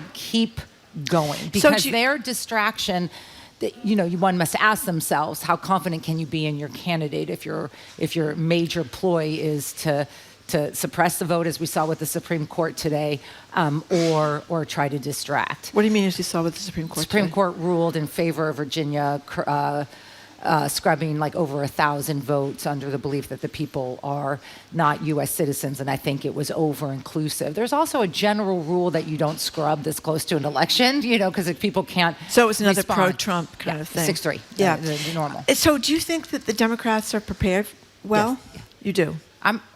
Yeah. Okay. You're going to hate me next Wednesday if he wins, but I'm just going to say, I'm not. There's going to be lots of shenanigans, but let me just be clear here, because I know how terrorist organizations and violent organizations work. If he loses big time, it's going to be like a deflatable balloon. And you want me to? My proof is, Nikki Haley is not begging to be part of Trump 2024. That's a distancing scenario. You're asking. She did it yesterday on Fox. She said, I haven't heard from you since June. Tiny. She's so thrilled she hasn't heard. That is what the narrative is that you're starting to see. You're starting to see a party. It's very hard to stand behind someone who's now lost, 2 presidential elections. So what about if he wins? I mean, legitimately wins. Yes, if he legitimately wins. I'm sure there are some Democrats that are concerned about some possible hanky-panky. On their end. Wait, what do you mean? Well, if Trump wins on the Republicans' end. I mean, that there's some, they're worried about that too. And not this massive voter fraud that Republicans talk about, but they might be worried about some shenanigans in some states that are controlled by Democrats? By Republicans. No, if Trump wins, and the Democrats might have some legitimate concerns about some. I think they'll be played out in court. I don't think the Democrat strategy is this Supreme Court. The Democrat strategy, the only way to think about the Supreme Court is if the numbers are so clear and the evidence so weak. The Supreme Court is unlikely to overturn something that is so clearly, if she gets both popular and electoral. I mean, I know there's a lot of paranoia on social media and stuff. I think I would find that very hard to believe, even with this Supreme Court. Now, and I will say, on this issue, for Democrats who are sitting this out because you live in a blue state, or my kids' generation where it's like, both of them are bad and it doesn't matter anyway because I live in Connecticut. She needs to win the popular vote. We need a narrative. And so everyone who I want to say this. It helped Al Gore and Hillary Clinton, didn't it, a lot? No. She gets both, though. Oh. Right. I mean, in other words, there could be a scenario in which she wins electoral and doesn't win popular. So you want the popular vote. This is for democracy purposes. In other words, how do you get this edge of violence out of this next week? Let me quote my favorite pundit. That would be me. Okay. Saying, I think the most important thing, in addition to what people like you are doing to try to anticipate the worst so that people are ready for it. I've said this repeatedly to Chuck Todd from NBC, John King from CNN, how the media, assuming that Trump loses and says he won, which obviously will happen if he says he lost, how the media covers what happens after that. And even though it's a great story and will cause a lot of clicks, if the media covers every single BS thing, if it's news, if he files a lawsuit, you got to cover the lawsuit. But there has to be some serious discussions in newsrooms, including ours, by the way, about how you cover a losing Donald Trump who, without the oxygen the media gives him, is not going to be able to make his case for the next 6 months or a year. I think most newsrooms I've talked to now, they know he will not concede, so they're not waiting for that moment, right? But one little thing that even GBH can think of is like, the difference between a tweet that says, Donald Trump declares victory, and a tweet that says, despite Harris win, Donald Trump declares victory, right? Both are the same. You're just reporting on the news, is very, very important, because remember, we're feeding everything you do, every angst you have, you are feeding the disinformation beast that only by divine intervention can Harris win. And that's why I shouldn't be I'm not cocky, but I believe that Democrats feed the Trump machine with their whatever. I look at the numbers, people. Be Margaret, rational. she's talking to you. I am Drop talking the to you. angst. Drop the angst. You Walk are into next week cocky. enabling- And you know what? If he wins, we can be depressed on Wednesday.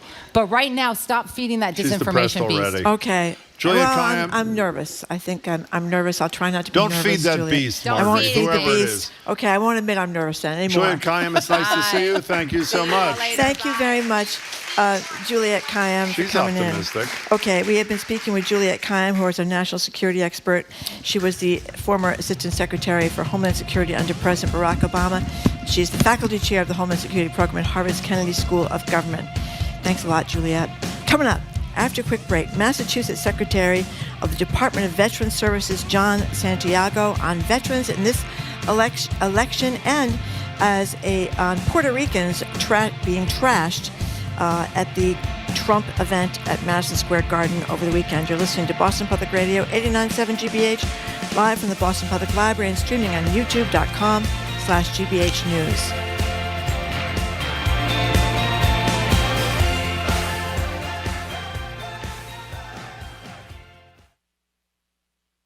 As more and more aspects of campus life become polarized, college presidents have been thrust into the spotlight. It's more in the public eye than it used to be. Presidents are on edge all the time. It felt like my mouth was taped shut. It's in the best of times like tap dancing on a surfboard. I'm Kirk Carapezza. We discuss how the college presidency became a lightning rod in our country's culture war on our podcast, College Uncovered. Listen wherever you get podcasts. Our programs are made possible thanks to you. And the Office of the Massachusetts State Treasurer. The Unclaimed Property Division is holding unclaimed funds from medical bills, uncashed paychecks, savings accounts, and more. To see if you have unclaimed money, you can visit findmassmoney.gov.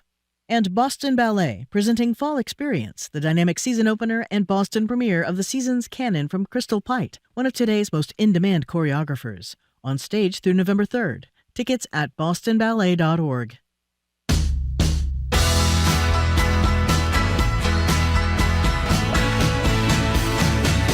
Welcome back to Boston Public Radio. Jim Browdy and Marjorie Egan. We're live at the library, streaming at youtube.com/GBH News. We're back at the library on Friday. As we said, James Carville, Democratic consultant extraordinaire, starting with Bill Clinton and beyond. He'll zoom in. We're joined now at the library desk, though, by Massachusetts Secretary of the Department of Veterans Services, John Santiago.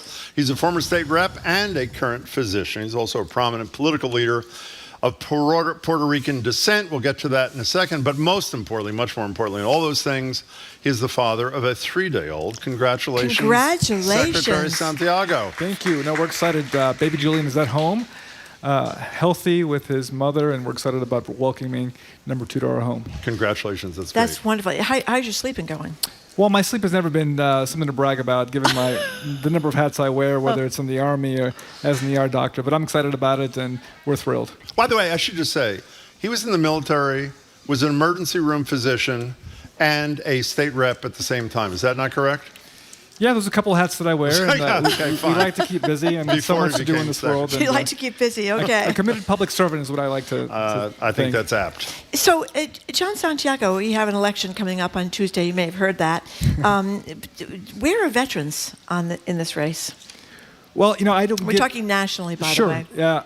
What I can say is that I don't get very involved in the political sphere anymore, given my appointed job. What I can tell you is that veterans are very interested in seeing what happens moving forward. There is, without a doubt, a different pathway the veteran experience will take depending on who's in charge here. Without a doubt, Secretary McDonough and President Biden have done instrumental work in terms of what they've been doing for the veteran community. They housed 49,000 previously homeless veterans, a record, right? If you were to look at systematic reviews of VA care versus non-VA care, the VA care outperforms non-VA care when it comes to cost effectiveness, when it comes to customer satisfaction, when it comes to quality of care. So they've put veterans in a great position. They expanded eligibility of care, the PACT Act, maybe the largest expansion ever in the history. Here in Massachusetts, 13,000 more veterans got care as a result of that, bringing in about $85 more million. So they're excited about that. And on the other side, you have a president or a former president who was president during his time. He passed something called the VA Mission Act, something that effectively sought to privatize VA healthcare. Now, the intention was to speed up delivery time, get access to appointments, but you can say that it's very costly, and there's a concern whether VA care is, obviously I'm going to make the argument as a VA patient myself and someone who's credentialed to work there as a physician, that VA care surpasses non-VA care. You know, I know you don't want to get deeply into politics around veterans things, so I will. John McCain, I think one of the most to-be-respected humans in my lifetime, won among veterans by 10 percentage points when he ran for president. Donald Trump in 2016, who's a draft dodger, won by 27 points. And this time against Kamala Harris, he's up 10 points. So let me try to ask this question in a way that you can answer it without violating whatever ethical thing you're trying to do.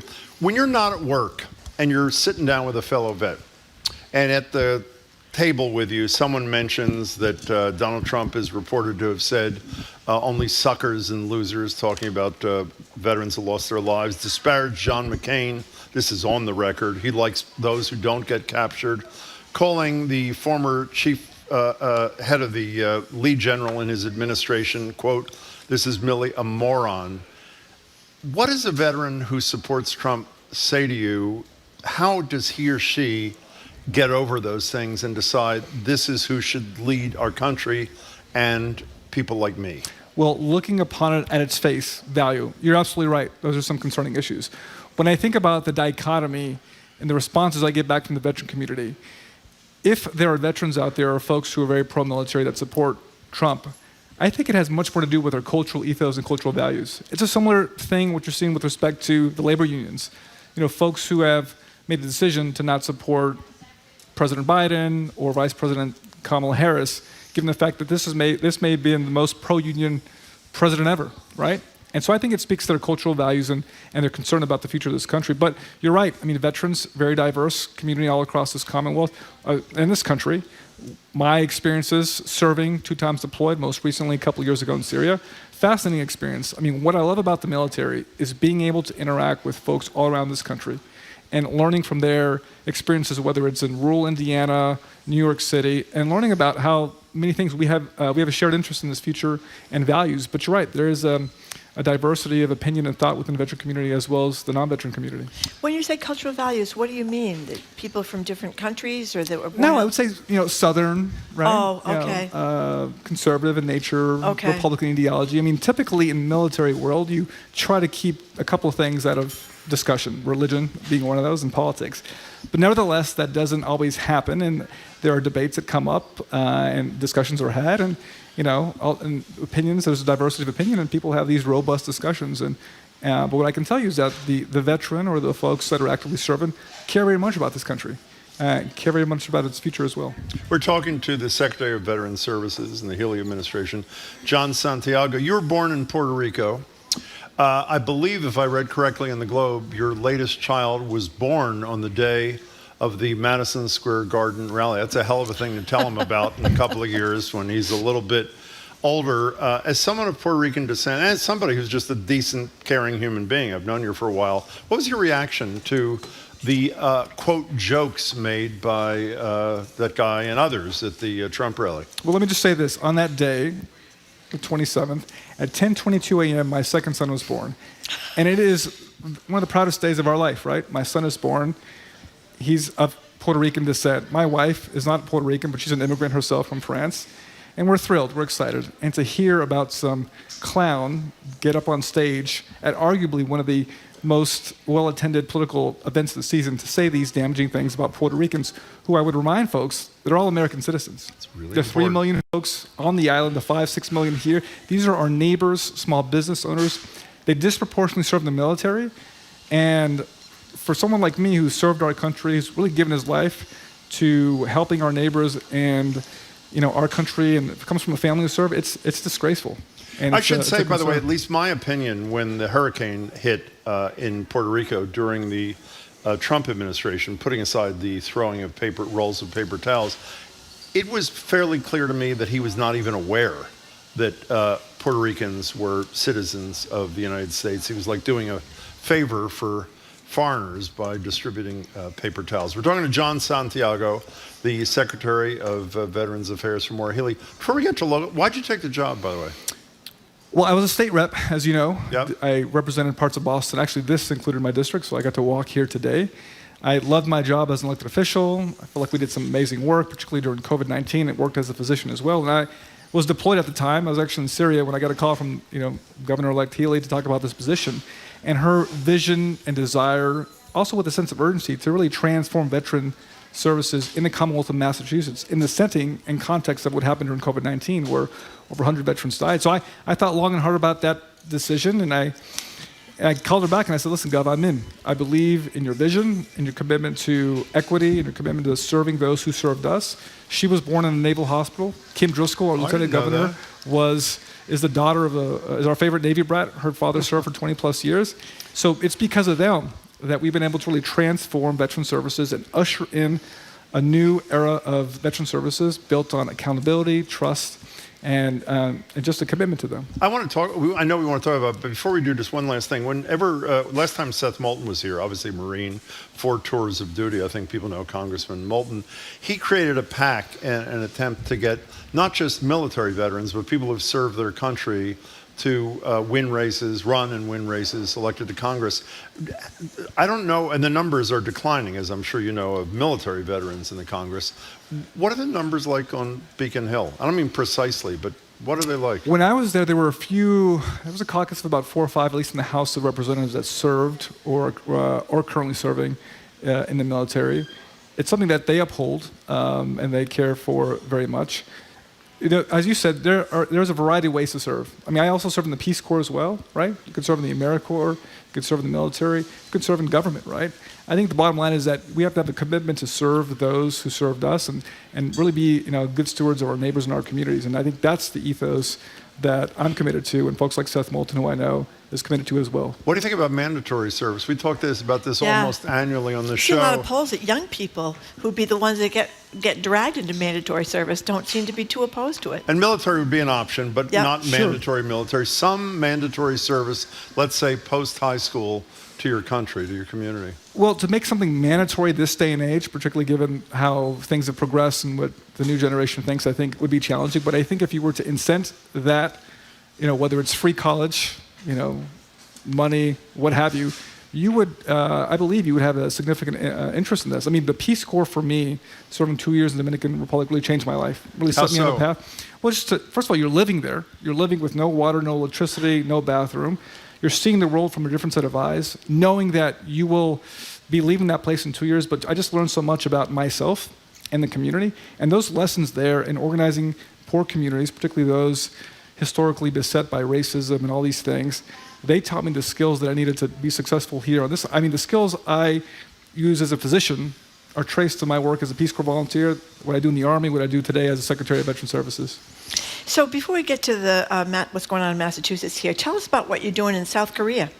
Yes, in South Korea. So we've been invited by the government of South Korea to offer some remarks and give a presentation about how we have transformed veteran services in the Commonwealth of Massachusetts. So they've invited about 10 countries, and they've effectively invited their federal counterparts. But given the experience and the transformation we've seen in Massachusetts in just about a year and a half, which we'll talk to, and I'd love to talk about, they invited us. And so we're going to be there talking about how we've transformed services here, where we went from a place where 100 plus veterans tragically passed away because of the lack of resources, accountability, and leadership, and we've transformed during COVID-19. Yeah.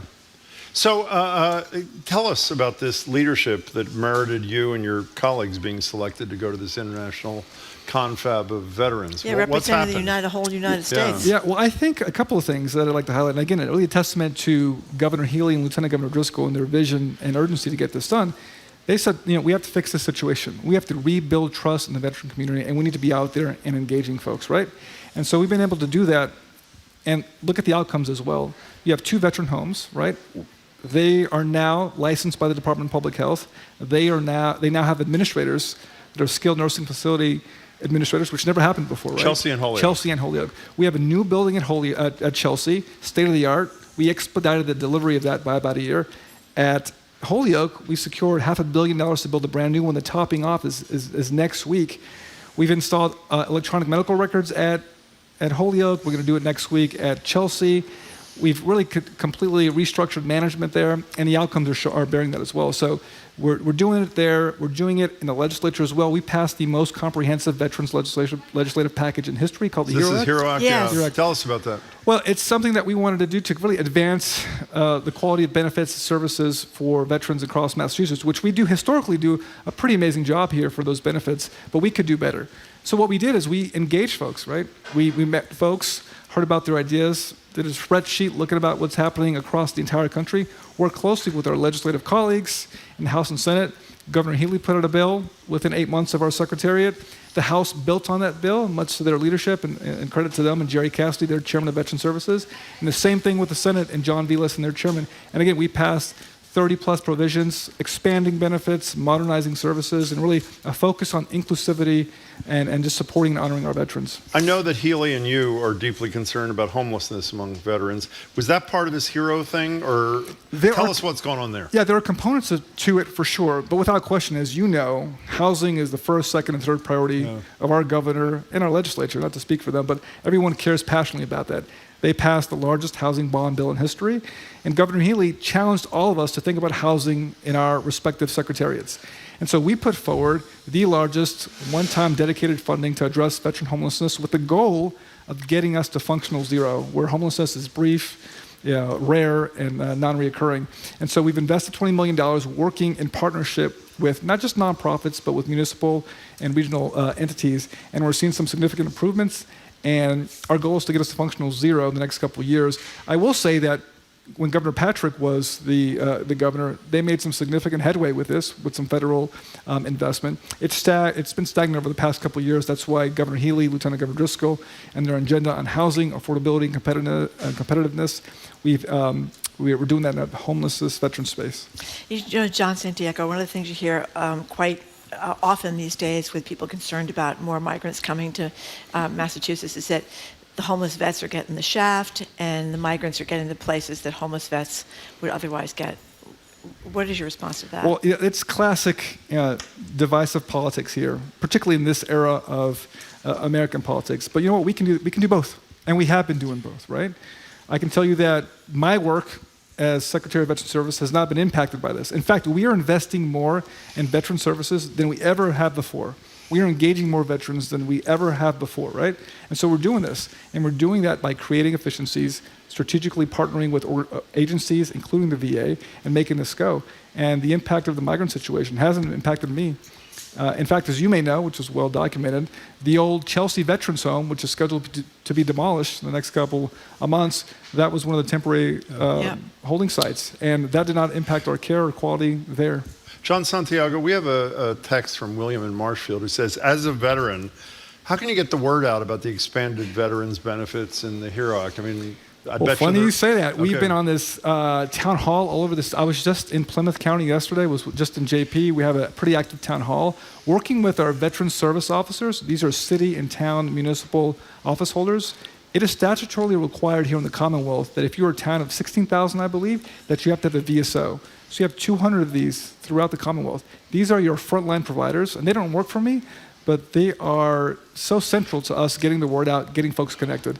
Can we you mentioned the Holyoke soldiers. We talked about the horror there during COVID-19, I would say scores of times on the show. And for those who don't remember, Attorney General Maura Healey, before she was governor, Healey, brought criminal charges against the top two people there. Ultimately, correct me if I'm wrong, please, the judge dismissed the charges. The state's highest court reinstated the charges. And ultimately, the guy who led this home, who Maura Healey thought had committed serious crimes, thus the charge, got 3 months of probation. If you're uncomfortable saying how you feel about that, I'd love to hear how you do, but if you're uncomfortable doing it, it's fine. When you talk to veterans, and survivors of people who served their country, who were among the at least 76 people who died there, I believe, because of the malpractice of maybe criminal malpractice of some of the leaders. How do they feel about the guy who ran the show getting 3 months probation, which to me is barely a slap on the wrist? I think many of them are hurt. They're dissatisfied. They sought more in terms of punishment for this person. It sounds like the judge thought otherwise, and it is what it is. But I thought in my relationship with the families and the communities and going out there to Holyoke and meeting with the families. In fact, one of the first things Governor Healy did in her administration was to privately meet with those families and have a conversation to hear about their stories and learn from them, was that, we can't change the past, but we can shape the future. And that is what's really been our focus here at the Executive Office of Veteran Services. And that's why we've been just moving forward and making sure that that will never happen again in the Commonwealth of Massachusetts. John Santiago, for those of us who are not veterans, who are not decent enough to do the Peace Corps, not to mention military service, but feel out of good motivation or guilt that we want to help people who have served the country and who live in the Commonwealth, what do we do? Well, I think there are a whole host of ways to do this. I think, as I tell my staff and the lessons that were imparted upon me as a young person, particularly in the service area, just be a good person.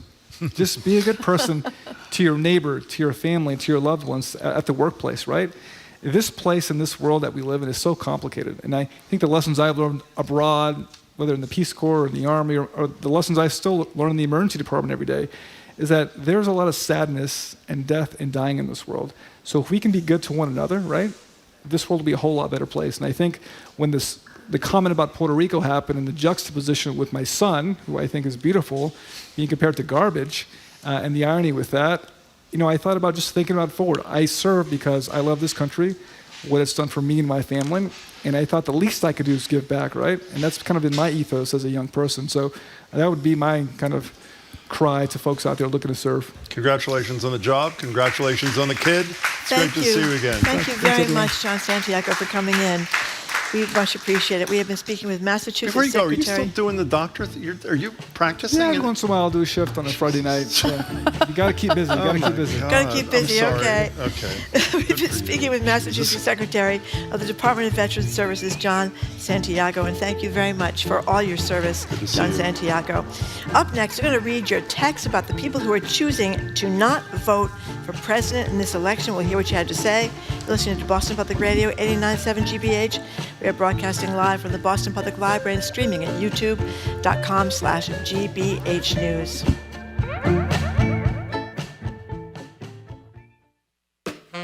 I'm Jared Bowen. Today on The Culture Show, we're giving you something to stomp about. The Boston-based tap dance company Subject Matter. They are 100% dance, 100% music, and 100% original. They join us for an in-studio performance and preview of their debut jazz album. That and more on The Culture Show today at 2 on 89.7 GBH.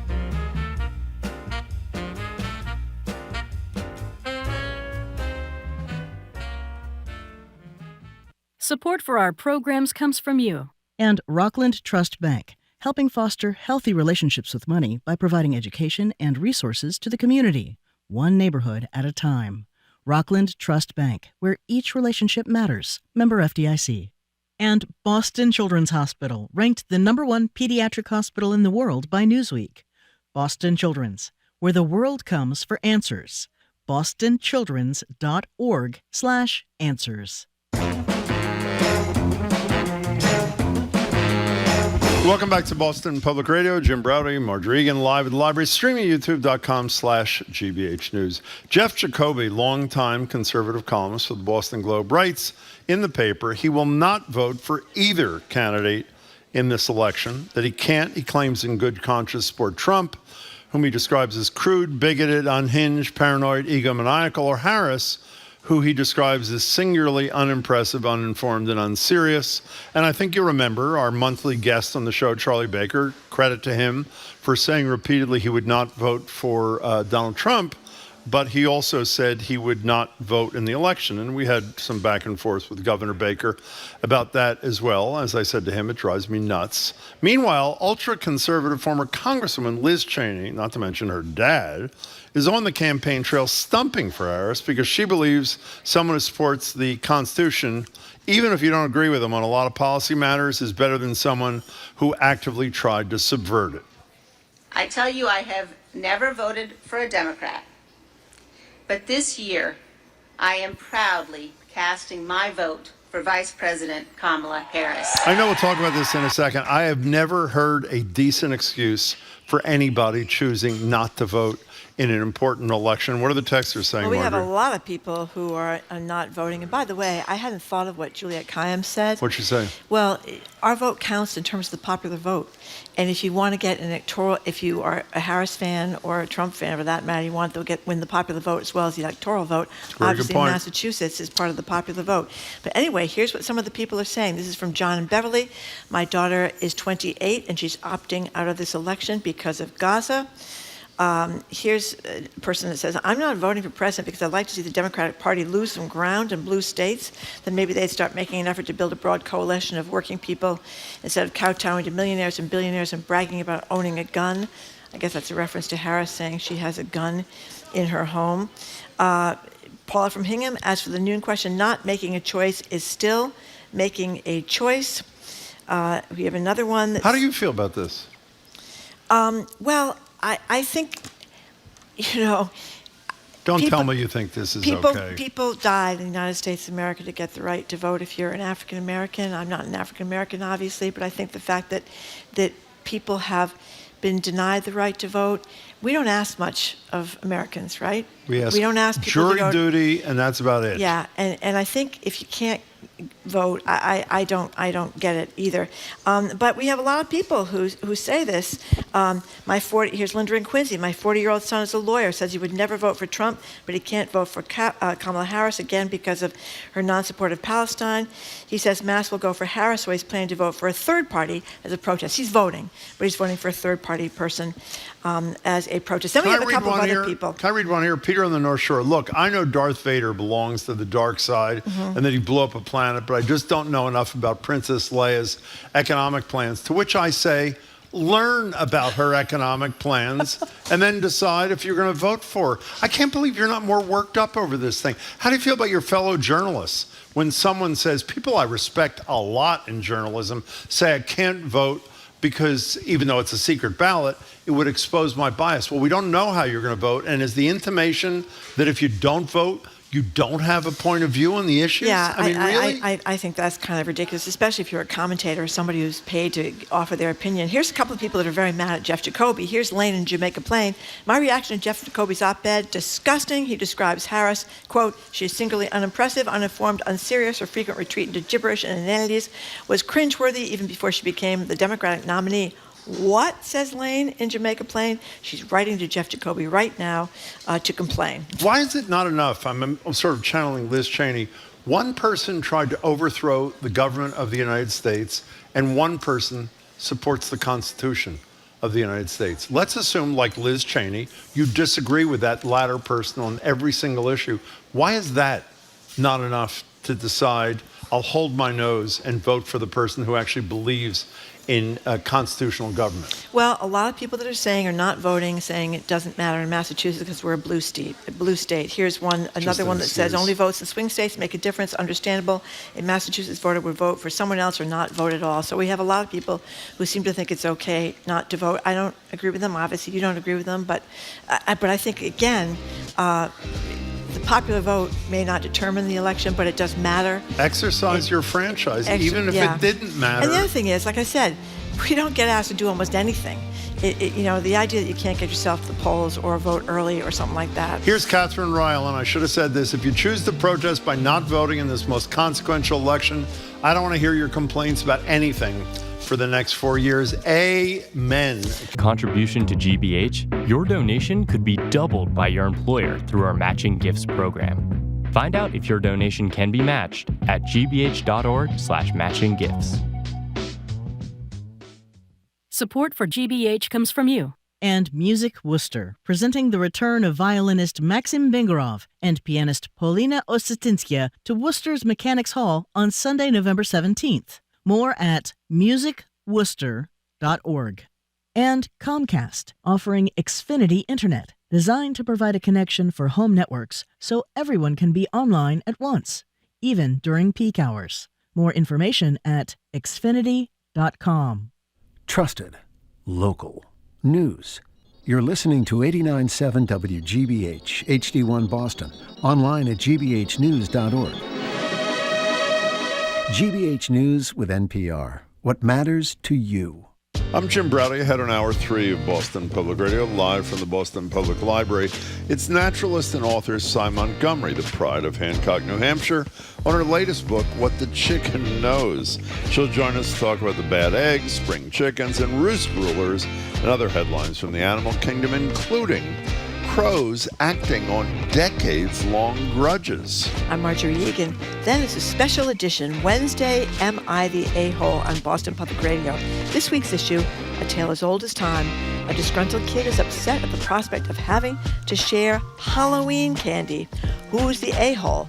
The mom or the greedy cousins who want to lay claim to the kids' Halloween haul without doing any of that back-breaking, door-knocking work? Or is our enterprising trick-or-treater being maybe a little bit selfish? Am I the A-Hole is next on Boston Public Radio 89.7 GBH, live from the Boston Public Library. Live from NPR News in Washington, I'm Lakshmi Singh. Vice President Harris is trying to reassure supporters that she meant what she said at the Ellipse last night when she talked about being a president for all people, regardless of party affiliation. At Joint Base Andrews, she distanced herself from President Biden's reference to Trump supporters as garbage. Biden says he was reacting to remarks by the comedian at a New York City Trump rally who described Puerto Rico as a floating island of garbage. The fallout from that poorly received joke continued last night during rallies in the battleground state of Pennsylvania, where many Puerto Rican voters reside. The protest was held in Allentown, where voter Carlos Figueroa resides. You don't just go in and start talking about that, it's a piece of trash and such and such. You don't say that, you know what I mean? First, common sense, you know what I mean? When I heard that broke my heart, because that's my island. I have 2 houses in Puerto Rico. I have, my dad was born there. My mom was born there. But at a rally, Vivian Colon, whose parents were also born in Puerto Rico, says she's still backing Trump. He's a human who has made some mistakes and said some things that he probably shouldn't have. Doesn't erase the fact of everything that he's done for our country, has set it in the right direction, and I know he'll do it again.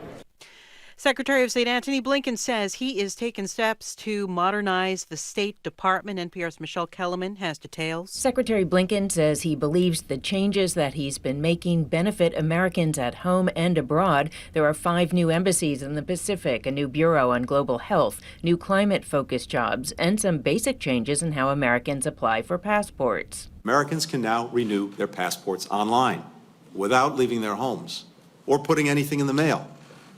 So far, more than 1 million people have successfully used online passport renewal. While he did not directly address internal criticism he's faced from diplomats who quit over Gaza, Blinken says he's read and responded to every dissent cable that comes to his office. Michelle Kellerman, NPR News, the State Department. Negotiations have resumed between Boeing and its striking machinists union. Here's NPR's Joel Rose. The machinists union, representing some 33,000 striking workers, said it had a, quote, productive face-to-face meeting with Boeing. The union said those talks were held with the assistance of Acting Secretary of Labor Julie Su. The work stoppage has crippled production at Boeing's airplane factories in the Pacific Northwest for more than 7 weeks. The financial impact on the company and its suppliers is mounting, although Boeing announced this week that it will raise billions of dollars by selling stock and other securities to shore up its balance sheet. The two sides have gotten closer on wages, but key issues, including retirement benefits, remain. It's NPR News. Good afternoon. With the latest from the GBH Newsroom, I'm Henry Santoro. As the election nears, a Boston Head Start provider and parents met with Congresswoman Ayanna Pressley in Jamaica Plain to discuss the threats posted by Project 2025. That's the right-wing platform that would eliminate Head Start, among other things. The federal program benefits nearly 1 million U.S. children under the age of 5 every year. Sharon Scott Chandler, who heads the nonprofit Action for Boston Community Development, says Head Start serves low-income families, and she sees the needs it addresses.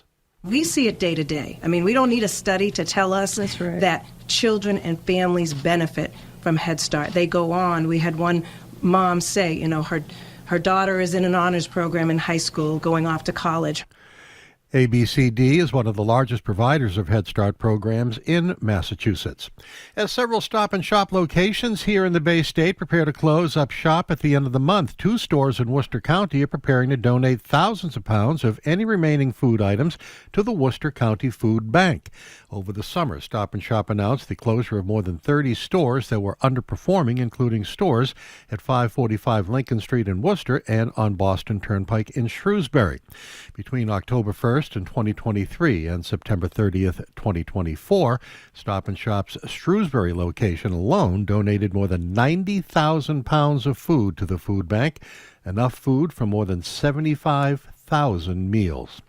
Celtics in Indiana tonight for a game against the Pacers. It's 67 degrees in Boston. This is GBH News. Support for NPR comes from NPR stations. Other contributors include ARM with the new podcast series Tech Unheard.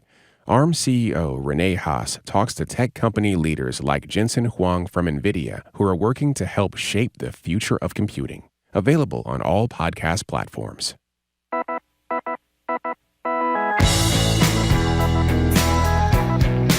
Eastern Brady, I am Marjorie Egan. Welcome to hour number 3 of Boston Public Radio, live from the Boston Public Library, streaming at youtube.com/GBH News. No politics for the rest of the hour, which is 1 hour left, I guess. Is it an hour left? Yeah, that's the way it works. We're going to be back at the BPL Friday, where we will be talking about politics. Ha ha!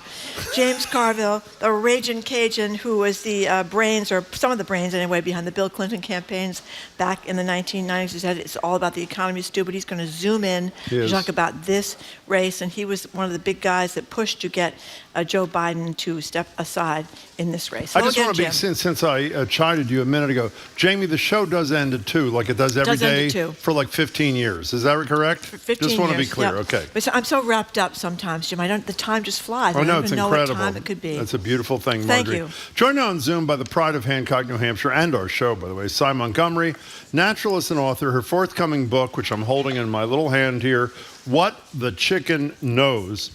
On November 6th, the day after the election, and you may need this, at least you'll want it, at Arts at the Armory in Somerville, Marjorie and I will be hosting a conversation with Sy Montgomery all about her book. For tickets and more information, go to thewilbur, WILBUR, thewilbur.com/armory. Sy Montgomery, great to see you. The book is fabulous.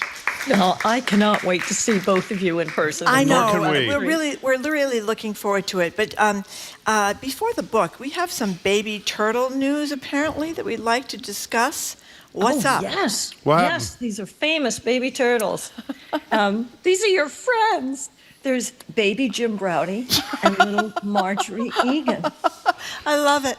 And 13 others. They were named after you because your producer, Zoe, was visiting us on June 9 when a neighbor came to tell me that she thought there might have been a turtle hit on the side of the road. And I went to see the turtle, and she wasn't hit. She was laying eggs right next to the asphalt. Oh, no. So that's like no place for your eggs. So we waited until she finished laying every single egg, and we could see the eggs coming out of the turtle. It was so awesome. And then she very carefully covered them all up, really packed the dirt in there. And I gave her a ride back to the river. I just carried her over the stone wall closer to where her river was. So we had to dig those eggs up because they were just going to cook next to the asphalt. And they sat in a flower pot and at Matt Patterson's house until the very beginning of October. And October 5th, we released all the babies, and the first 2 were named after you. So I'm very excited about that. We're honored, by the way, and I'm not kidding. That is spectacular. But I want to know, how big are the eggs, and why doesn't the turtle, I mean, animals have such great instincts, as we've learned from you, Sy. Why would the turtle pick that place? Wouldn't mommy know that maybe that wasn't the right place because of the heat? They've been laying their eggs for, hundreds of millions of years in perfectly good spots. And then we came and we built roads on houses and parking lots over them. So we've also made it so that the best places to lay your eggs, kind of sandy spots, for example, those are the kind of places we like to build things and we like to put roads. Oh. So that was the best she could do. And so we were just honored to take her out. The eggs are really cool. In snappers, they're round just like ping pong balls, but a little smaller than a ping pong ball. And when the babies hatch out, they're just the size of a coin. They're so cute, but they look totally like an adult snapping turtle. They even have the little osteoderms on the back of their long tails that make them look like Stegosaurus. And they've got a little, when they hatch, they have a little white egg tooth at the edge of their beak. And they use this to get out of the egg. And sometimes it takes them a long time to get out of the egg. They don't always hatch at the same time. They can be hatching over a course of several days or whatever. It's a hard thing to do. And then when we released them, each one has a different behavior as they realize, this is my home now. And I'm pleased to report that both baby Jim Browdy and little Marjorie Egan went right into the water. They considered things for a moment and then swam off like they owned the place, which they do. So let me ask a question that I'm sure the texters are already asking, so let me preempt them, get them out of the way. Is the little baby Jim Browdy turtle already interrupting the little baby Marjorie Egan turtle, or is it not? He's so self-aware. I am self-aware. Yeah. No, I'm not. And they know how to conduct themselves. I mean, they just know what to do. They do. I mean, it is so cool. We dismiss instinct all the time. But, then your friend marries a doorknob, and this one with a PhD is like voting for Trump. I mean, people are not all that brilliant. But these guys are carrying hundreds of millions of years of the ancestors' knowledge in their genes. And it's amazing to see that they really know what to do, like right out of the egg. They know, and they probably are. My friend David Carroll has told me this. He feels that they start mapping their territory as soon as they hatch. And so sometimes they'll wander around and people will be like, they don't know what they're doing. Yeah. They do know what they're doing. They're mapping their world to figure out, because they often even need a different pond in the summer than in the winter, because they're doing very different things in the summer and the winter. So you got to find out the lay of the land. By the way, the What the Chicken Knows, which we're going to discuss in depth on November 6th, but are going to touch on today, the publication date is November 5th, but you can order it now. I just checked out. And who does the audio thing? You? I did. Oh, that's fabulous. I don't always get to read them, but I like reading them to my readers. So, Sy Montgomery, you've written about, we don't have a long enough show, octopuses, hummingbirds, turtles, pigs. Why the chicken? Well, this is actually the most highly recognized bird in the world. Everyone can recognize a chicken. Even if you don't know a robin from a crow, you can recognize a chicken. And yet, everything we know about them is wrong. Most people have these ideas that chickens are stupid, or they're dirty, or they're mean. And that is completely false. So I wrote this as an appreciation of the bird that everyone knows, but knows very little about. Well, you can spy on them, apparently, because you get a baby monitor that's watching your chickens out in your yard. So what do you see them doing when they don't think you're watching? Well, I gotta say, from the very first day I brought my first flock home, I was absolutely gobsmacked. My friend Gretchen Morin gave us our first flock, and they were teenage chickens that she had raised in a trailer on her property. And I brought them home. In the trailer? Inside? What's that? In the trailer? trailer? Yeah, they lived in the trailer. Wow. And I went to go visit. Them. My husband did too. And then finally, the day came that they were going to come and live in our barn. Well, I thought, goodness, how are they going to know they live here? And my plan was for them to free range all over our 8 acres of land whenever they wanted. But having gotten lost myself when I was a child in my own backyard, and I'm still doing that kind of thing, I thought, how on earth are they not going to just wander off and get picked off by predators and never come back where I can close them in safely for the night? And Gretchen said, don't worry, they'll know what to do. Just keep them in the first night in the barn and then let them out and they'll be fine. Wow. And she was absolutely right. I could not believe it. And there have been studies showing that chickens have incredible ways of constructing mental maps of their territories. And they can determine the center of a given space, whether it is round or rectangular or triangular, even without ever having seen it before. Tiny baby chicks can find hidden food using landmarks at the age of 15 days. Oh my gosh. They completely surpass me in that department, I'll tell you. By the way, an anonymous texter is saying, I'll be at the Armory next week, can't wait.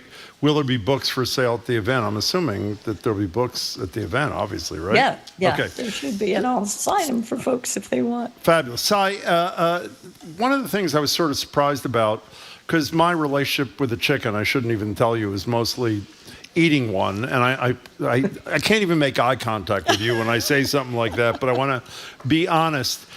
I was surprised about how you described, not surprisingly but a lot of your friends' relationship with chickens was not unlike humans' relationship with traditional pets. They wanted warmth, they wanted to be petted, they jump up on your lap. Tell us a little bit about that, if you would. Yeah, they know who we are.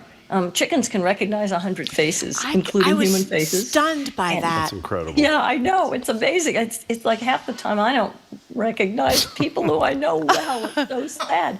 But when I or Howard would get out of the car coming home from anywhere, they would hear us and they would come racing towards us like we were the Beatles. It just makes you feel so great. And even if you didn't have anything to feed them, they were happy just to be petted and picked up and caressed. And they had other friends in our neighborhood as well. They became such good friends with our next door neighbors, Jarvis and Bobby Coffin, that the chickens, when they wanted Bobby and Jarvis's company, they would mount 2 flights of stairs and look in the second story window, hoping that Bobby would be washing dishes or making food and enticing her to come out. And when Bobby and Jarvis needed to go somewhere in a hurry and like dart out to their car and speed away, they had to sneak out because if the chickens were anywhere near them, they'd come running over just like you would to visit a treasured friend, which they were.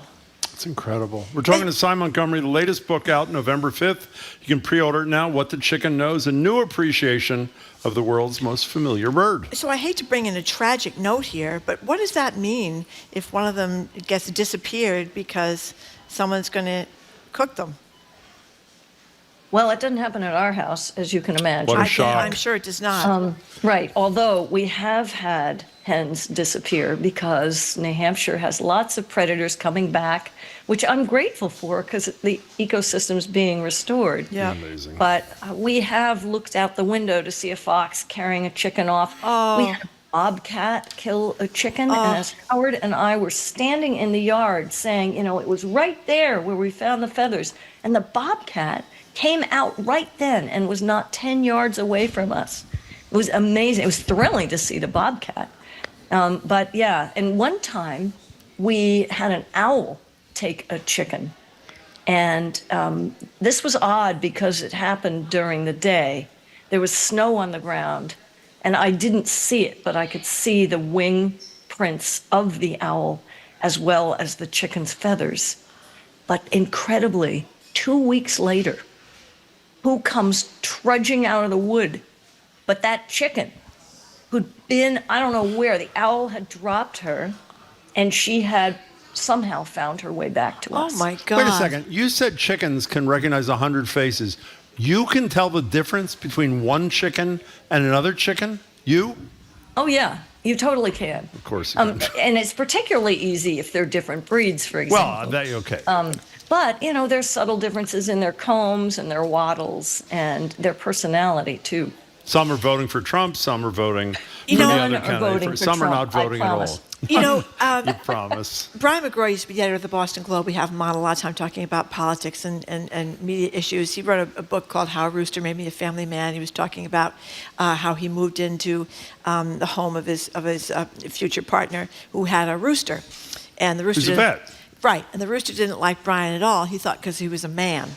I don't know. We don't know why we couldn't interview the rooster to find out. But in any case, in your book, you talk about how to handle roosters when they're mad at you, as they apparently were very mad at Brian. You cuddle them? Yes, I was shocked to learn this. And I learned this after living with my flock for 20 years.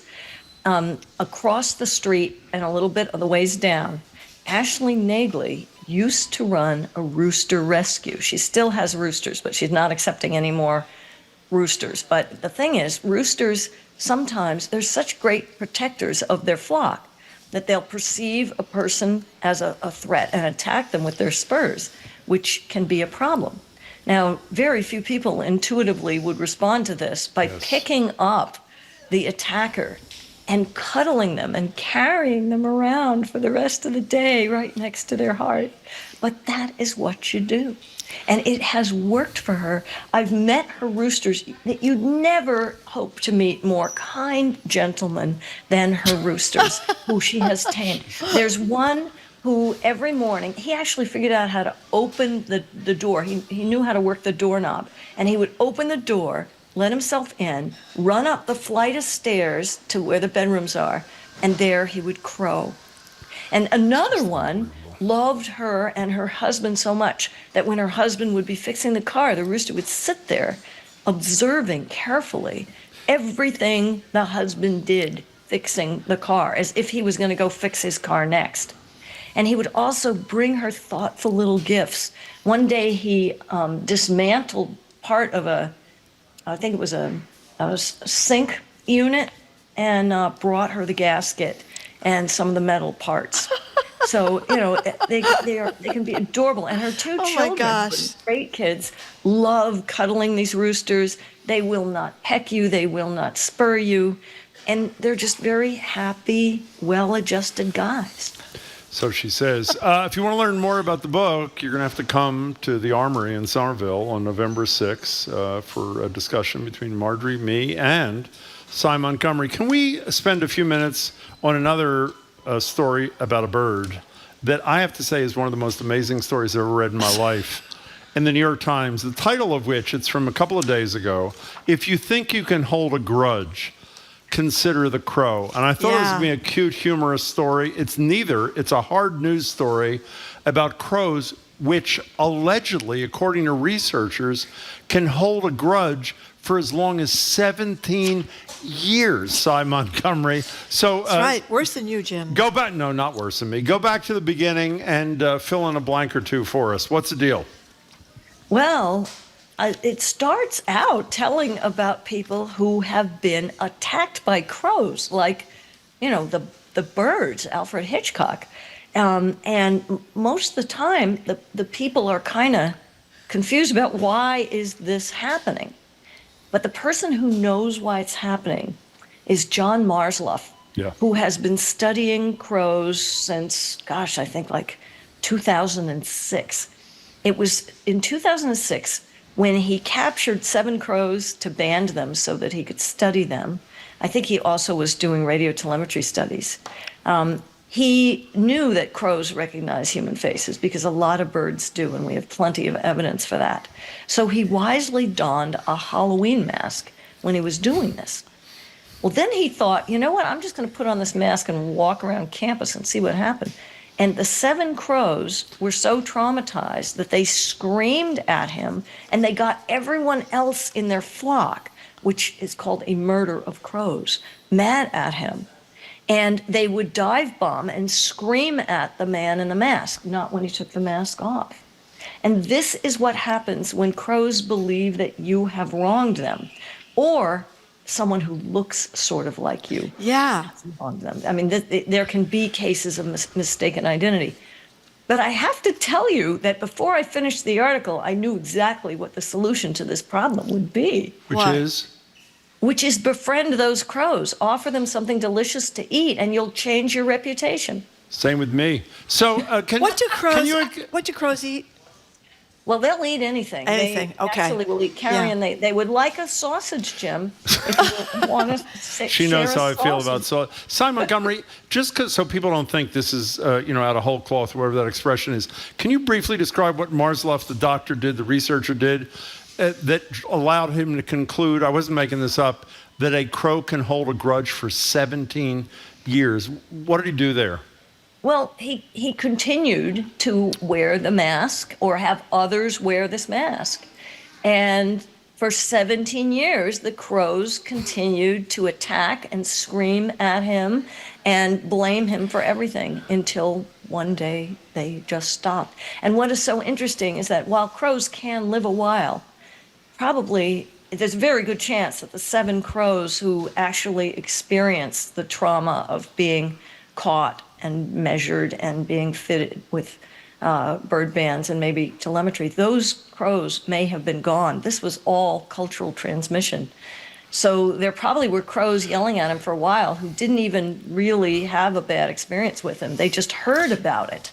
Well, there's one. Well, let's stay on that for a second. Yeah. So a set of crows passed on their grudge. That's right. To the next. I mean, that's my dream with my 2 children. Can you imagine that? No, I'm serious. Is that accurate? They passed on their grudge to this guy with this mask to the next generation of crows. Yes, they absolutely did. And I have seen that kind of cultural transmission with my chicken flock too. It's just like us, It helps to tell your children this person is really bad news. But the good thing is that, like us, they also have an opportunity to re-examine their grudge, which apparently they did. It was just after 17 years. I mean, it is incredible. This one poor guy, all he did, according to the story, he saw the crows going, they were about to go after a robin's nest, and he intervened, but he threw a rake in the air. That's what they said. And just then, to scare him off, right? Yes, and then after that, the crows would wait for him to get off his bus. They knew the bus. Every single day. His house was 3 blocks from the bus stop, and they dive bomb him all the way home. I know. And other people were like trapped in their houses with crows looking in the window at them and screaming at them. Can you imagine? And their beaks are hard too. It's not a great thing to be attacked by. No, remember, all birds are dinosaurs, and they're descendants of the theropod dinosaurs like T-Rex, who probably tasted like chicken. Hey, didn't that person have to see where they get this? Didn't that person have to move? Somebody moved, yes. Yeah. One of the people moved. Yes. They destroyed wiper blades on dozens of cars in the parking lot of his senior living complex, too. They took it out on everybody else's cars as well. They were really just a destructive gang, Jim. I know, but, the moral of that story is be nice to crows. Don't mess with a crow. Okay. And here's the other thing about crows is that not only will they punish you if you do something bad, if you do something good, crows are famous for bringing gifts to their favorite friends. And they'll bring like earrings that they found. Sometimes they'll bring shiny objects because crows love shiny objects. But sometimes they'll bring your neighbor's underwear that was out on the lawn. Or your neighbor's ear, depending on the thing. Here, I was not aware until I read this piece in the New York Times that a collection of crows is called a murder, as in murder. Is there any other animal or bird or whatever they are where that term is used for a collection of them other than crows, or is that it? No, but there's a lot of interesting names for groups of animals. A group of giraffes is called a tower of giraffes. That's pretty great. I didn't know that. Great? That is great. Did you read the text there, Jim? No. Above your okay, so I knew you'd like this. So basically, Jim and a crow are the same thing. Eat anything, hold a grudge, can be calm when someone offers free food. Oh, yeah. Loud and interrupting. Bring shiny gifts to favorite friends. Marjorie Crow, in that case. Sounds about right. Thank you for, I'm assuming that was Zoe. Is that Zoe? Oh, it's Jamie. It's Jamie. It was a collaborative effort is what I'm guessing. So, Sy Montgomery, let me just say it one more time. The book is available now, even though the publication date, I mean, you can order it now for it July 5th, and if you pre-order, it'll be delivered on the 5th. November 5th. November 5th, I'm sorry. You read the, you do the sound on the Audible version of this thing. That's all correct, right? Yes, it is. And we're going to discuss it in great depth. It's a fabulous little book and a relatively quick read on November 6th. And I have to say, I know I speak for Marjorie, there's very little we look forward to more than hanging out with you. So we are really looking forward to it, and we hope everybody chooses to join us.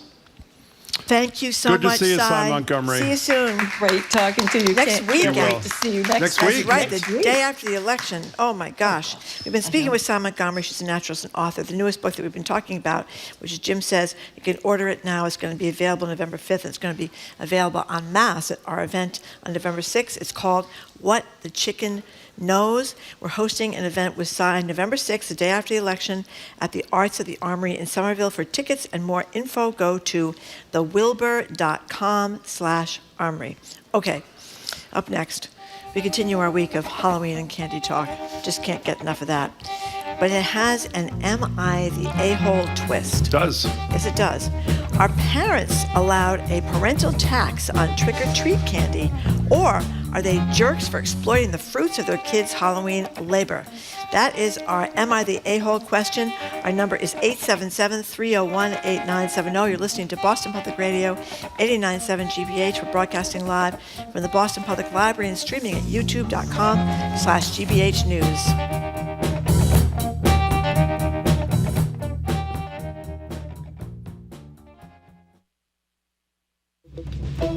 I'm Arun Roth. Coming up on GBH's All Things Considered, after more than 20 years, today is Cardinal Sean O'Malley's Catholic Archdiocese. We'll talk with a mindfulness expert about how to manage your election stress. And in part 2 of our series on spiritualism in Boston, we look at how the movement put women in positions of power and pushed for equal rights. Those stories and all the day's news starting at 4 on GBH's All Things Considered. Our programs are made possible thanks to you. And Rockland Trust Bank, committed to helping individuals and local businesses work towards their financial goals by providing financial advice and resources. More at rocklandtrust.org. Rockland Trust Bank, where each relationship matters. Member FDIC. And Boston Children's Hospital, ranked the #1 pediatric hospital in the world by Newsweek. Boston Children's, where the world comes for answers. bostonchildrens.org/answers. Welcome back to Boston Public Radio. Jim Browdy and Marjorie Egan, live at the library, streaming at youtube.com/GBH News. We're back at the library on Friday.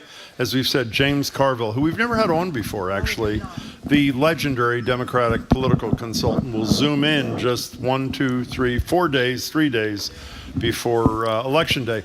I know it's Wednesday, but we decided to move up our weekly Am I the A-hole segment today. So Marjorie allowed us to do it today. This week's prompt comes on the eve of All Hallows Eve from a young trick-or-treater aghast at her mother's insistence on candy sharing. Here's what they posted. Yesterday night, my friend and I went trick-or-treating. Is this kid 7? How old's the kid? I forget. Is it? Doesn't say. Young kid. Yesterday night, my friend and I went trick-or-treating. I came home to my mom yelling, "Bring me your candy." That's what the mom is yelling. And to all my older cousins in my room, piled up talking about, "Wow, that's a lot of candy," and "Wow, you don't need all that candy, so just give us some." Our young poster refused, locked herself in her bedroom with her friend who did go trick-or-treating with her, only to receive a lecture from her mom the next day about selfishness. So, is this young candy hoarder the jerk? Or is possession 9/10 the law, especially when it comes to candy, and the owner gets to decide how they want to allocate their spoils? Or are the parents the jerks for demanding that part of the candy take be shared with them, and the cousins as well, even though they did nothing to collect it? Our number is 877-301-8970. I think this is a dilemma that probably has come up in virtually every household with children in the United States of America. Who's the a-hole, Marjorie? The mother. For making the demand? Well, she's screaming. She's inviting all the older cousins over. She's attacking the kids after they came out of the freezing cold, as the kid puts it in the Am I the A-hole explainer. Spent hours going house to house. It wasn't easy, Jim, collecting all that candy.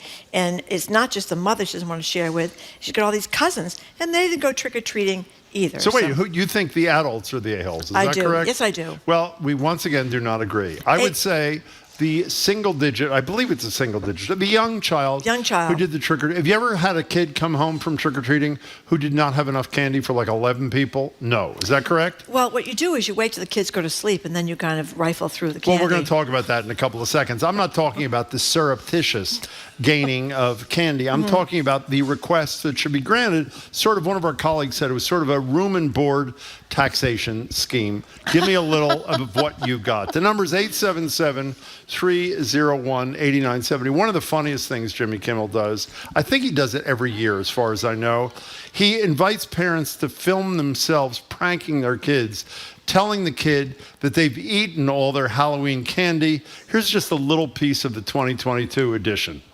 We ate all your Halloween candy. I'm so sorry. So that's why you're not my best friend anymore. I'm so sorry, baby. Your teeth will get a cavity. My teeth are Daddy and Dad had the poop.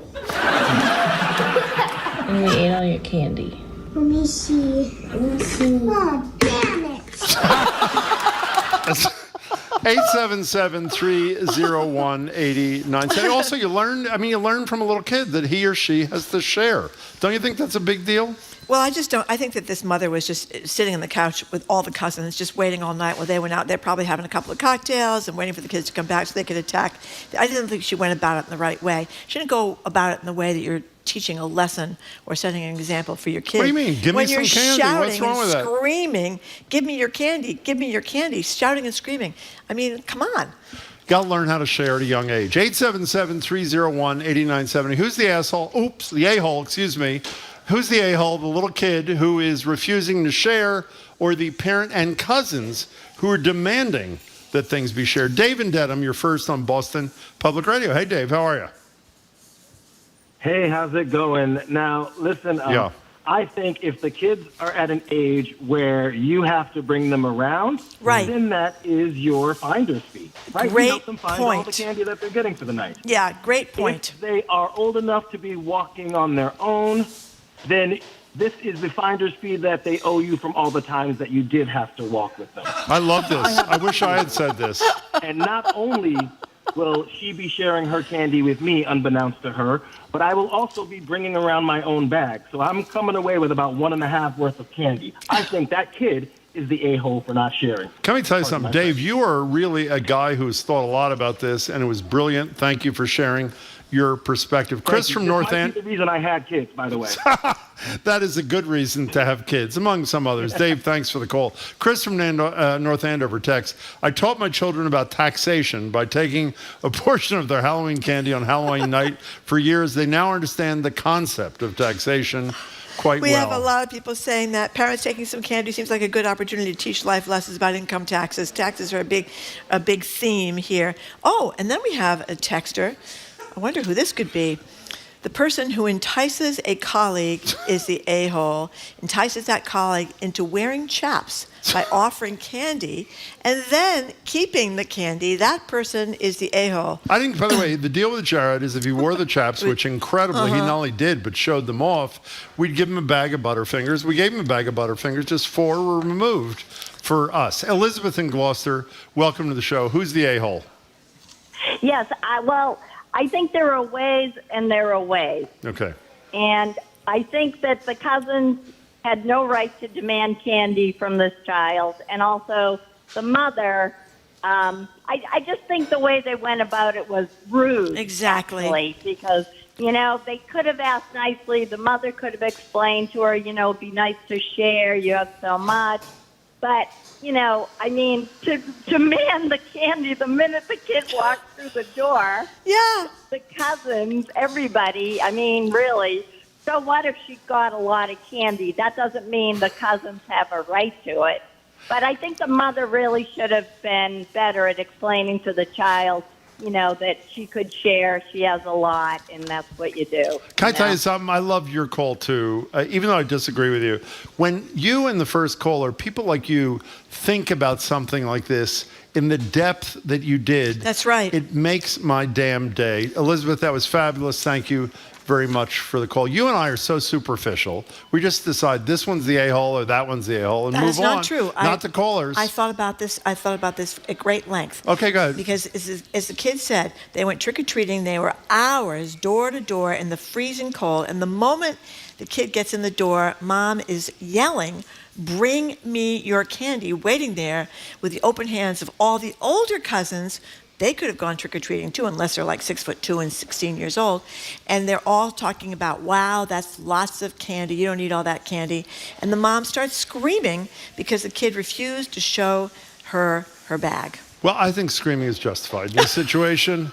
And by the way, let's face it, this is not the fact pattern, but there should have been a deal worked out in advance. Would you not agree that you sit down with a kid, maybe with a piece of paper, and you agree about what the split's going to be when the kid gets home? That was the mistake that was made. But having said that, the kid should be grown up enough to know that you share with your cousins and your mom. Here's an anonymous text. I have no problem stealing a few pieces after the kids were asleep, but tell the lazy cousins you don't take candy from a baby. Shame, shame, shame. Claudia in Cambridge, welcome to the show. How are you? Good. How are you? Good. You're on. This is where you speak. Hi. Hi. I think that taking the candy is so unfair from the parents and the cousins. That's it? Why? Why do you think it's unfair, Claudia? Because you're teaching kids that they are going out and doing something and that you deserve it from them without even talking about it. It's bad modeling from the parents. That's right. They're teaching that you can take something away that somebody else earned. It's bad modeling that they didn't talk about it, that they demand it, that they scream, that they're letting other kids do the same thing. Exactly. And it's cruel to make fun of kids in that way, in the way that Jimmy Kimmel does, to say that, this person that you trust and that I expect to take care of you would lie to you and then do it for the entertainment of other people. Another incredible call. That's Claudia, right. You embarrassed me with your thoughts. Thank you very much for making them. Told mom if they wanted candy, and she told the cousins too, if they wanted candy, they could have gone trick-or-treating with me and my friend instead of staying here and then have the parents invite all the older cousins over. They had a chance to go trick-or-treating, and they didn't. So there you go. Here's the deal. By the way, I've heard of this too. This is anonymous. I'm gobsmacked, I think is what they intended to write. My parents used to go through the candy and threw out anything that wasn't factory sealed. I mean, did you have that experience? No, but I think you couldn't eat an apple because I know, but not many people gave you an apple, except for Bill Weld. Used to have people bobbing for apples They did. when he was the governor listen over to this there in one. his house on Fairweather Street. How about this one? Another anonymous texter. I never heard. Haven't you heard of Switch Witch? Have you? No. Okay. Kid puts candy out and it disappears, and a present is put in its place. Then parents eat all the candy. Now, is that a real thing? Could you look that up, Jamie? I've never heard Switch of that. Witch. But Mark from Holden says, the mother paid for the costume and the dinner. She takes a big cut. Sounds like basic American capitalism to me. Workers unite. Mothers unite. 877-301-8970. Let's go to Maynard. Laura's on the phone. Hi, Laura. How are you? Hi. Good. How are you guys? We're very well. Thank you for asking. Awesome. I'm sitting here with my 12-year-old who might chime in, but I'm not sure. Oh, we'd love that. If he will. Okay. Yeah, I know. Kid's perspective. Personally, I think mom's the a-hole in this situation, though, because you got to give them a second to, enjoy their candy moment. Exactly. But they need that for a second. But they also, in our house, they never keep all their candy.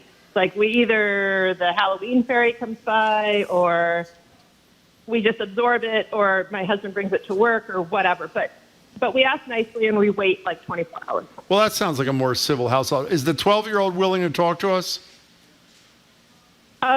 Possibly. Do you want to say something, though? Do you want to weigh in just a little bit? What's the 12-year-old's name? Finley. What is it? Finley. Finley. Finley. Hey, Finley, are you there? Yep. Okay. Hi, Finley. Thanks very much for talking to us. So you go out for Halloween. You get a pillowcase full of candy. You get home, and your older cousins and your mom says, "Give me some." What do you do? It was a bag, not a pillowcase. Whatever, a bag. What do you do, Finley? I would honestly keep it. I'm not. No. Good for you. Honest answers. Finley, you're Good the best for caller you. all day. Laura, thank you. And Finley, you're fabulous. Thank you. You're my kind of kid. Really appreciate it. 877-301. What do you say? Honestly, I And would you know keep what? it. This It's kid great. thinking I can't tell if this is a girl or a boy. What? The kid. We don't in know. the story. But the kid. Oh, it's a girl. Swapped 'Cause it says bags. she goes- Yep, with his yeah. friend, with Her her friend. friend, yeah. That's right. They were in there together. They'd done all the work out there in the freezing cold. It's not going to be freezing cold tomorrow. It's going to be like 75 degrees. But and they swapped with each other. And so they did the work. They figured they could get the spoils. So you never got an apple your whole life? No. And you know that whole thing about Has there ever been a razors in the razor that in an wasn't- apple? No, that ever? was another one of those urban myths that people were afraid about. Do you remember, by the way, there was a great moment. 1994, Bill Weld and John Kerry were running against each other. Yes. Weld was the governor, and reporters went out to Weld's house in Cambridge. And what he and his then wife were doing, correct me if I'm wrong, Marjorie, is inviting trick-or-treaters to come in to bob for apples. To the foyer. They In a were sitting in the right. foyer, he and his wife. Okay, and then the same reporters called John Kerry. They Senator went Kerry, to his house. and there was nobody answering the door. What happened? It was a maid in a uniform. Oh, that's what it was. That's right. You know, for the millionaires over there, Teresa Weld Hines. is a millionaire, too. Yeah, but I think Teresa Hines from the Hines account, she kind of was... So what did they do? Didn't they do something? What happened Didn't they run is home? when they found out that there was a report about the maid in the maid's uniform coming out to give out the candy to Carrie's, and Therese, as Carrie used to call her all the time, rushed home and took the candy from the maid, and they started giving it out themselves. Well, they were in a dead heat. No not harm, election. no foul. Here's No harm, no Brendan in foul. Worcester. We are increasing the dad tax this year on our kids' Halloween candy proceeds from 15 to 20% to account for inflation. Also, this is Brendan, Donald Trump is the a-hole just because. Well, thank you. That's pretty. Listen to this one. Yeah. When I was a kid, my mom would always check our candy hauls for poison. Of course, only the Reese's peanut butter cups were poison. That's from Robert That's pretty funny. in Cambridge. That's great. That's a good one. I like that. Okay, let's go to Paula in Cambridge. Hi, Paula. Wait a second. Paula, wait 1 second. Zoe, is this true or this is not true? It's true? In college, in 2012 to 2015, our colleague Zoe says, we knocked on the Curry houses, Louisburg Square. They didn't have candy, but we did get their leftover pizza. That is fabulous from a house party. What is wrong with that? I think that's great. That's Zoe, a great thank one. you for the story. Paula, I'm sorry to hold you up. Paula in Cambridge, welcome. My dad had an alter ego for Halloween. Mm-hmm. And he used to pretend he was Fagin from the David Copperfield, I guess. Yeah. And he would say, I've got to pick a pocket or two. And he had like a fedora and a mustache. He would go, and we would laugh hysterically. We just thought Fagin was the best character. Oliver Twist. Of the night. Is it Oliver Twist? That's what it Yeah, was. yeah. And by the way, it's in He the was one song who- from All Oliver. the pickpockets worked for him. That's right. That's right, And it's he Oliver would pick Twist. a pocket of two. Pick a pocket or Pick two. a pocket or two. And the poor little kids, give me more, I know. sir. Did you see that play? They had, I think I did, or Movie? I did the movie or something like that. Yeah. That's a good story, Paula. Thank you for sharing it. We appreciate it. Bye. 877-301-8970. Anne in Framingham is not putting up with any of this. She says, if the child is old enough to go trick-or-treating, she should have been taught to share with her family by that time. It should come naturally to her if there is a spirit of sharing in her family. Or otherwise, the mother should scream at the kid. So, by the way, that's not true. I don't believe in that, so don't send angry things. An anonymous texter says, what were the older cousins supposed to do? They can't go out and trick-or-treat. Jim has forbidden it. Only if they're over 14 and they're 6'3". Otherwise, they're safe. Megan and JP, Jamaica Plain. Hey. Hey, I am calling because I heard about the taxation idea and learning about that. And so I think that the mother, in addition to that, like if she's working or if the cousins have jobs, they they should buy their own candy. And like this little kid is walking around in the rain, like she's earning the candy, and I love that you generally added rain to the like story. She's going to work. That was excellent. That was a really good, well thought out call too. Megan, thank you very much for sharing your thoughts. We appreciate it. Listen to this. I can top those knucklehead parents. Some Karen up in Brookline posted fancy flyers stating that residents living on said streets, this is near me, Summit and Mason Terrace, were forbidden from driving down said streets from 5 to 8 o'clock for trick-or-treating thing. She shut the street down, Jim. Is your street going to be packed on No, Thursday? there are certain streets, certainly in Brookline, that are packed. Why is yours not?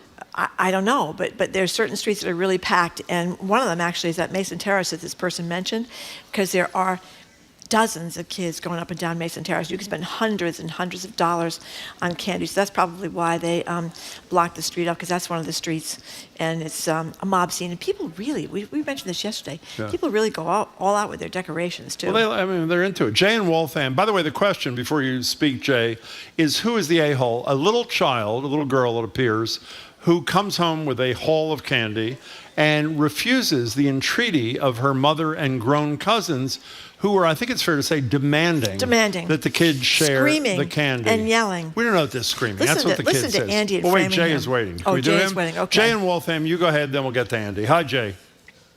Hi, Jim. I think the mom is clearly the a-hole in this situation. Why is that? I mean, well, first of all, before the kids went out, she should have sat down with them and said, hey, when you come home, I'd like a few pieces of candy. You set it up ahead of time. There's never hassle that way. Yeah. Instead, Right. I mean, it sounds to me like this mom may have done something like waited until the kid came home with the candy, sat there, let the kid, count the candy out, and then started screaming about how it's rigged and it's her candy anyway. Well, there's another well-thought-out phone call. Jay, that was excellent. Thank you. A friend of mine just texted, who's in the media, by the way. The kid's the a-hole. Thank you. If this were, say, Portugal, I really think the kid would be happy to share.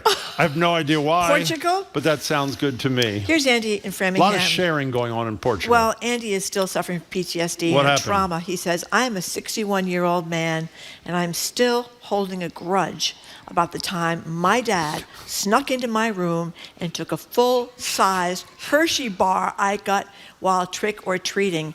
This is 50 years later, and Andy has still not gotten over it. Wow, that's Maybe, pretty as intense. Jamie says, Andy is a crow. By the way, if you were listening, we're talking aside, check out this story in the New York Times about crows holding grudges and acting upon them for 17 years. Where do you want to go, Marjorie? Lindsay in Cumberland, Rhode Island. Hi, Lindsay. Hey, Lindsay, what's up? Hi. Hi there. Hi. Definitely the mother is the a-hole. Why is that? Absolutely. Because manners belong in families too. But I think that the little kids, when they come in from trick-or-treating, they have these great big bags. My kids always sat down on the living room floor, spread everything out, counted how many Snickers, how many Fixes, how many Skittles. And then they like to count these things and see how many full-size candy bars they have. And then the next day, then it's free for everybody. A big bowl in the family room, and it's up for grabs then. Lindsay, that was That's great. very I can't reasonable. believe we haven't mentioned that memory. Yesterday we talked candy, and today, how great was that? Every kid ever has done this. You throw it out on the floor, and you separate it into how much fun was that? The kinds you like. And no, you separate everything, and some you like, some you Yep. don't, and you count them. Lindsay, that was a great thing down memory lane there. Thank you for sharing that. We really appreciate it. Janet in Hingham says a cousin of hers, a dentist in San Francisco, lost his license for passing out X-Lax on Halloween. That's like a little tab is a I guess so. thing. Maybe he was very concerned about cavities. Being Well, a dentist. also, I think the consequence is what was being discussed there, if you know what I mean. Bill in Westboro, this is a debate about capitalism versus communism. The kid should keep the fruit of his or her own labor. There you go. Phyllis in Newton, what's up, Phyllis? Hey. Hi. My memory as a kid was Halloween. And Oh, Phyllis, we have a horrible connection, and you have a lot of enthusiasm in your voice, so I feel horrible. Let's try it one more time. No, let's do Phyllis one more I second. don't think you could hear me. Can you hear me now? Now we can. Go ahead. Nah. Yeah, we can hear you. Sorry. Okay, whatever. Phyllis, thank you for trying. I think we have a bad connection. Call again. Oh, I could hear her. So, well, she just said she couldn't hear us. She couldn't hear or us. something Okay. like that. Okay. Diego in Mission Hill. What's up, Diego? You got a minute. Hi, guys. I would never yell at my kids and demand candy. Good. When they came back, I would ask them to give me some candy, and inevitably they would go through and pick out hard candy, preferably the leftover peppermints from last Christmas, and offer them to me. At which point I would explain that I was part of the candy economy. While they were out trick-or-treating, I was home giving out candy that I bought. Ergo, they've got to give me some of their candy. Another beautiful rationale. Diego, excellent. Thank you for sharing your thoughts with us here on Boston Here's Public another Radio. Halloween trauma. What's that? I went out one rainy Halloween. We walked around with paper bags to gather our treats. I went with my older brother. We gathered well. When we got home, this kid had bagged his bag only to arrive home and find a hole in the bottom and no candy. And he doesn't think his brother thought it was fair when their mother said he needed to share his collection with a brother with no candy. Here's one of the best texts. Anonymous. When the mom comes home from work, the kid should demand money from her paycheck. Why didn't I think of that? I like it. That is That's a really good one. exactly right. Is Jared there? I'm here. Jared, are you all chapped up, or was that just a one-shot thing earlier this afternoon? I'm sending that photograph to everybody. It'll be on Twitter by about 2:15. How are you? I can't wait to see it on the GBH mural. What kind? Yes, absolutely. What kind of feedback on the are you billboard getting? over the pipe? That's exactly what he's talking about there. It was excellent. I will share that as soon as I picked up my phone, basically it had exploded after being on with you both and the chaps. By the way, we didn't force him to do this. There was a transactional thing. We did give him Butterfingers. Can we just talk about how many Butterfingers did you give me? Maybe 1.5, because you took 17.5. Before. I can't even believe that this Can is I tell you, you were so happy just to be wearing those damn chaps. That was your own gorgeous reward. You in the did look chaps. pretty good. He did. What are you doing this afternoon, Mr. Chapped Up Bowen there? Well, we're going to go to the Boston-based tap ensemble Subject Matter, where tap dancing is an instrument for them. So you see music and tap come together. They're going to be performing in our studio. I'm so excited about this. Oh. We'll talk to Keith Maskell, who has a podcast that looks at surviving trauma and abuse, but using the arts to do that, as he has. He's going to be taping his podcast at the Museum of Science, so we'll get a preview. And then Pedro Alonso, a regular on the Culture Show. He's a public art curator. Will be here with the renowned artist Sam Durant. It's fabulous. Terrific. You know, I'm embarrassed. I forget. There was a tap dancer. There were two brothers, one of whom... What are the name of the brothers? Gregory Hines and... Right. Gregory Hines used to live next door to me in the next apartment when I lived on Central Park West before he was famous.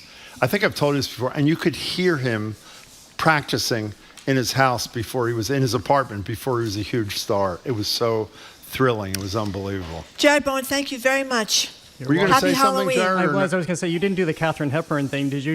Stephen Sondheim lived right behind Katharine Hepburn in Turtle Bay in New York, and she used to yell at him to stop playing his piano so loudly. That's pretty good. I didn't... Oh, yeah, how did she sound when she yelled at him? Zoe wants to know. She sounded angry. What'd she say? I'm not sure what she By the said. way, Jared, who is brave enough to wear chaps to the library, does the best Katharine Hepburn imitation. Next week, maybe tomorrow, we'll do that. Jared, thank you. We're going to put it in a contract. You made our day, Okay. Jared Bowen. Jared Bowen, thank you very much. Have a wonderful Thank you, Jared. Halloween, and Great thank to you be for the with you. Butterfinger. Whatever. Keep up with us 24/7 wherever our podcast, or check out our TikTok page. Thank you for listening to another edition of Boston Public Radio, and to people that came down to the Boston Public Library. Tomorrow, NBC's Chuck Todd's going to be here talking about the election, of course, the NAACP's Michael Curry, legendary environmentalist Bill McKibben, Boston Globe film critic Odie Henderson, talking about the scariest Halloween movies, which is going to be great. A quick reminder, Jim and I are going to be moderating that event inside we spoke about on our great new book, What the Chicken Knows. It's November 6th, Arts at the Armory. For tickets and a book to go with those tickets, go to thewilbur.com/armory. That's thewilbur.com/armory. Special thanks to our BPL team, Maddie Geyer, Patrick Lally, Juan Jose Cadena. Thanks to our host, the Newsfeed Cafe and across the street at the Lenox Hotel. We want to thank our crew, Zoe Matthews, Aidan Conley, Nicole Garcia, Hannah Loss, our engineer, John the Claw Parker, and our executive producer, Jamie Bologna. Jared and his chaps are going to be on right after the noon, the 2 o'clock news for the Culture Show, right after, as I said, the news here on GBH. I'm Marjorie Egan. Look what I have for you, Marjorie. Butterfinger. A I'm very, mini very Butterfinger. excited. I am Jim Browdy. Thank you Tune in again tomorrow, we hope. Bye. Bye.